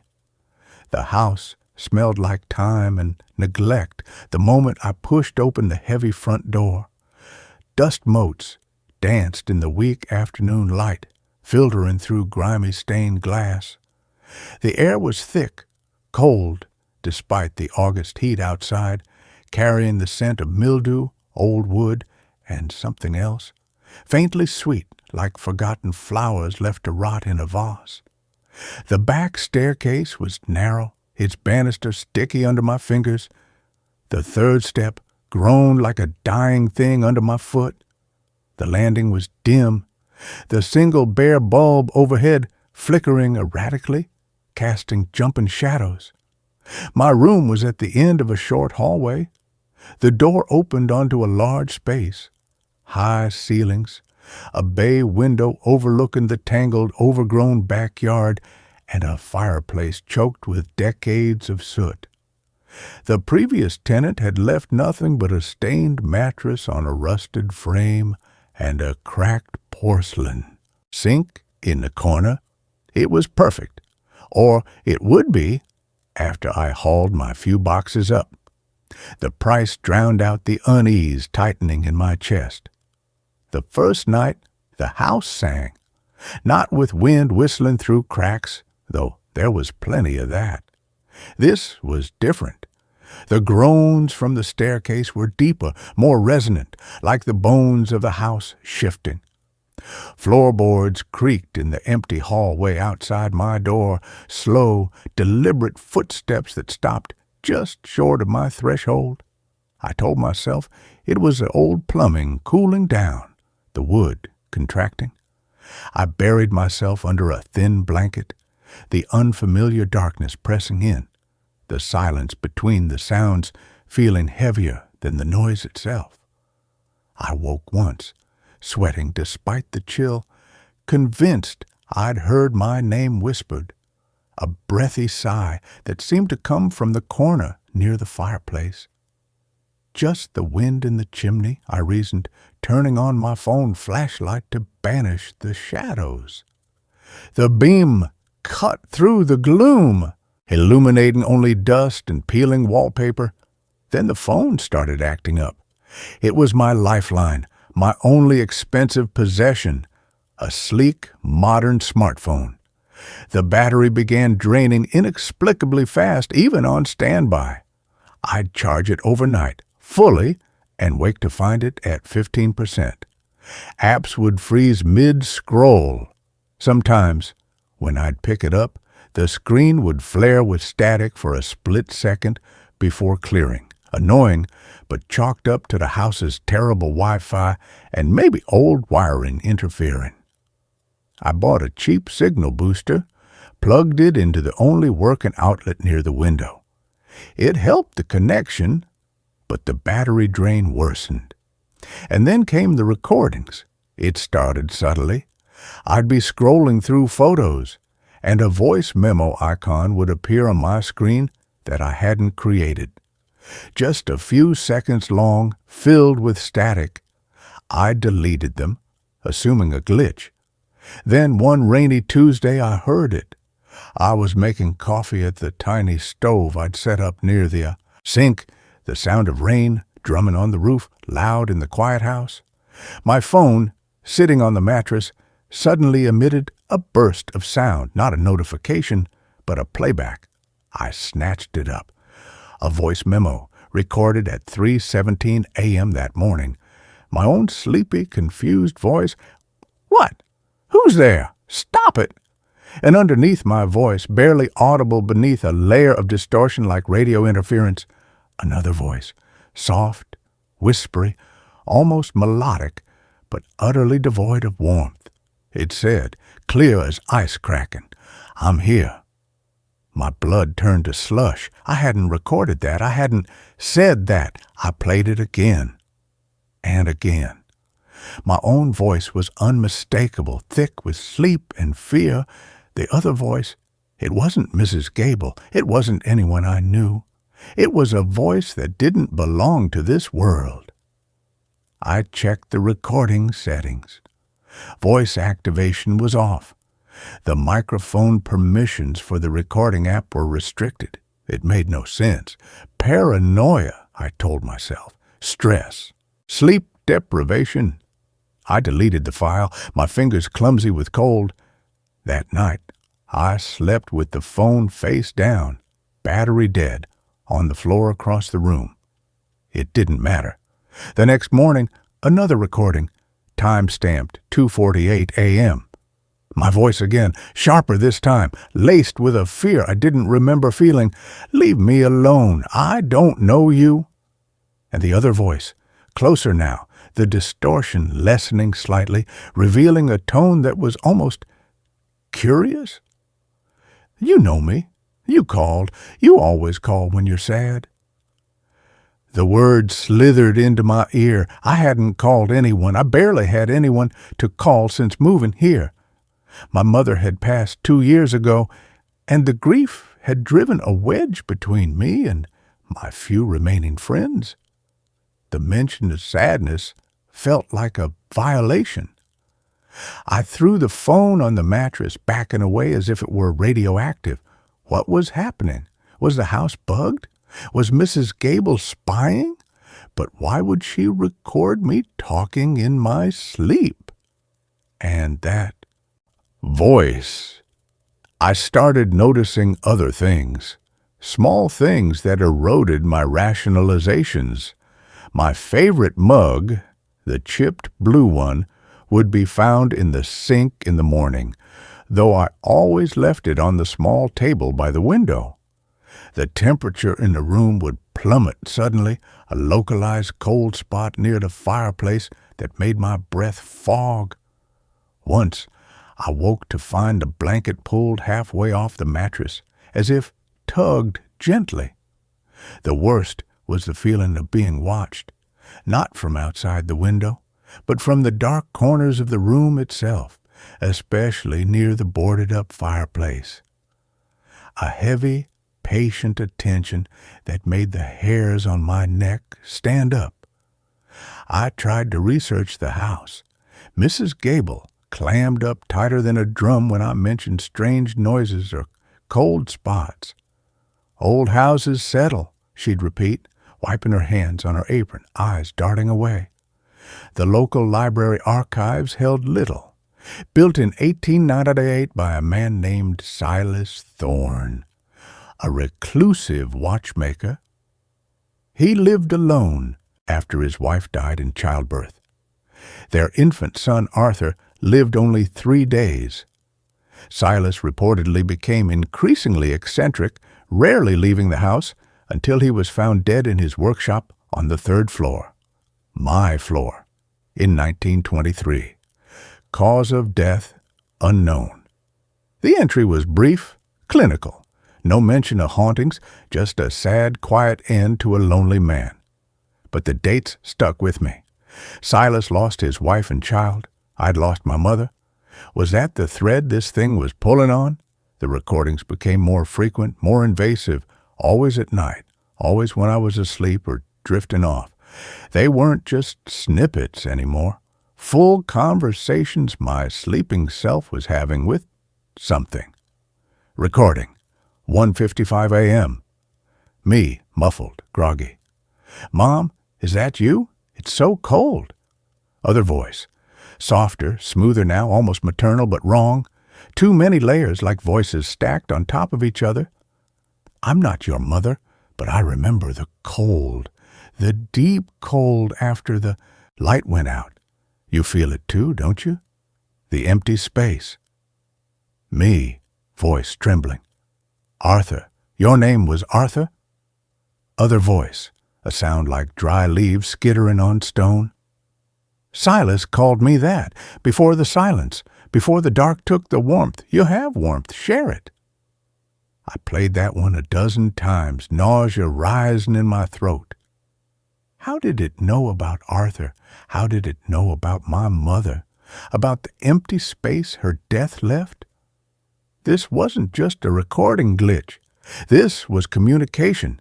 This was an intelligence using my own voice, my own deepest vulnerabilities as a conduit. I tried screaming into the phone during the day, demanding it show itself. Leave me alone. Nothing. The recordings only happened at night, when my guard was down, when the house itself seemed to hold its breath. I started sleeping with earplugs. Useless. The next recording came through anyway, time-stamped 4:03 a.m. Me, voice thick with tears I didn't remember shedding.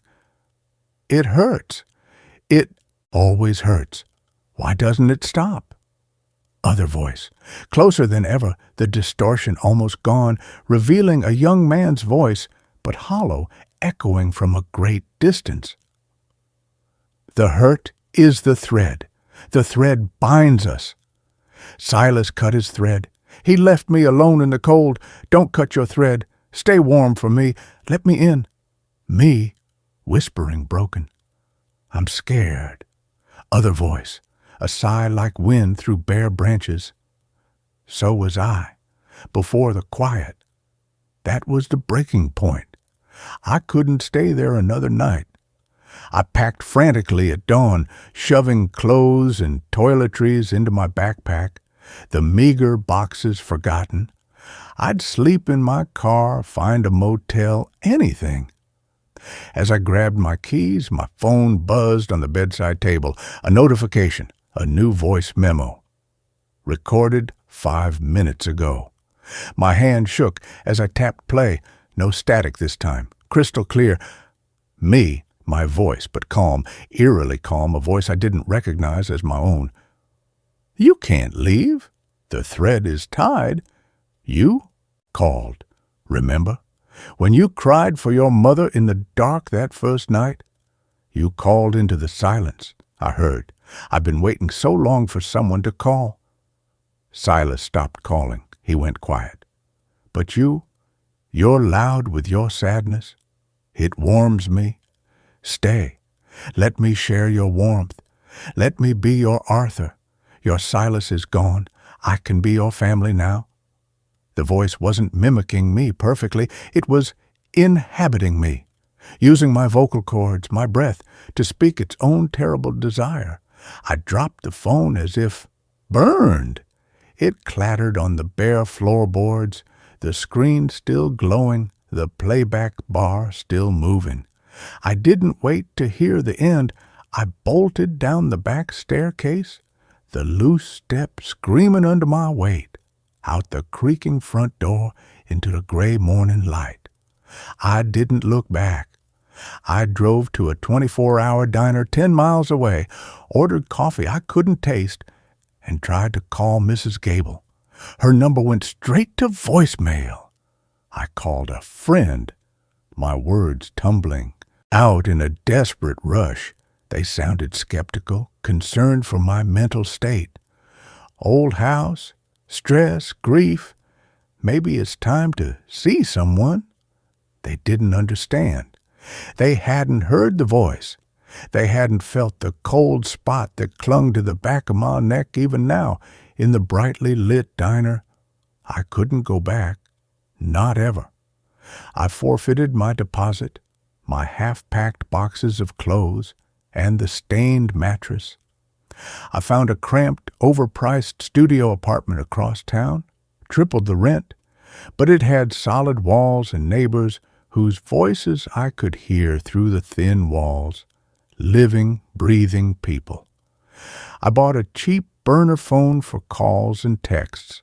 My old smartphone, the one that recorded the conversations, I wrapped in layers of aluminum foil and stuffed deep into the bottom of my backpack, buried under dirty socks like contaminated waste. I hadn't powered it on in 3 days. The silence was bliss. The fear began to recede, replaced by exhaustion and the grim reality of my depleted savings. Maybe, just maybe, it was over. Maybe the entity, Arthur or Silas or whatever lingered in that decaying wood and plaster, was tied to the place. I'd escaped the haunted ground. Last night, the first truly quiet night in the new apartment, I finally slept deeply. No footsteps, no whispers, no unnatural cold. I woke feeling almost human. Sunlight streamed through the window. I stretched, the familiar ache of my old mattress replaced by the firmness of a new futon. Peace. I reached for my backpack, needing my wallet. My fingers brushed the foil-wrapped lump at the bottom. The foil was gone. My old smartphone lay on top of my clothes, screen dark. My breath hitched. I hadn't touched it. I hadn't unwrapped it. Slowly, dreading what I'd see, I picked it up. The battery icon showed full charge. The wallpaper was still my old photo of my mother smiling on a beach I'd never visited with her.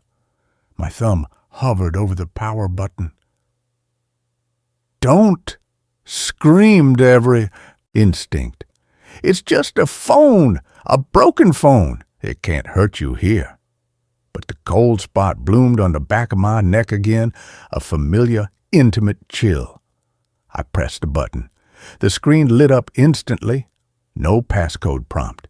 It went straight to the voice memo app. A new recording. Time-stamped 3:33 a.m. last night. Here, in this safe new apartment. My finger tapped the play button before I could stop myself. Silence for 3 seconds. Then my own voice, clear and calm, speaking words I had no memory of forming in the deepest part of my sleep. "The thread is strong. It stretches. It doesn't break. I found you. The new place is bright, but it's still cold inside you. Don't be afraid of the quiet. Soon you won't be alone anymore. I'm bringing the warmth back. I'm coming to get you." The recording ended. The screen stayed lit. The photo of my mother's smiling face staring back at me. The apartment was silent. No neighbors talking. No traffic hum. Just the deafening thud of my own heart and the suffocating certainty that the cold spot on my neck wasn't just a spot anymore. It was a presence, patient, familiar. And it wasn't waiting outside my door this time. It was already here. It had always been here, riding in my backpack, waiting for me to sleep, waiting for me to be lonely, waiting to use my own voice to tell me it was coming home. The phone screen glowed in the sunlit room, a tiny, impossible window into a darkness that had followed me. I don't know how to stop it. I don't even know if it is one thing or two. Silas and Arthur, fused by decades of sorrow and silence, drawn to the echo of my own grief like moths to a dying flame. All I know is the recordings will keep coming, and one night, when the thread pulls tight enough, when the cold finally reaches my bones, I'll hear my own voice on the phone, speaking words I didn't choose, welcoming it in. The phone is still in my hand. It's starting to vibrate. Not a call, not a text, just a low, insistent thrum against my palm, like a heartbeat that isn't mine. The screen flickers. The playback bar is moving again. I can't make myself look. I can't make myself stop listening. It's already playing. And this time, it's singing my name.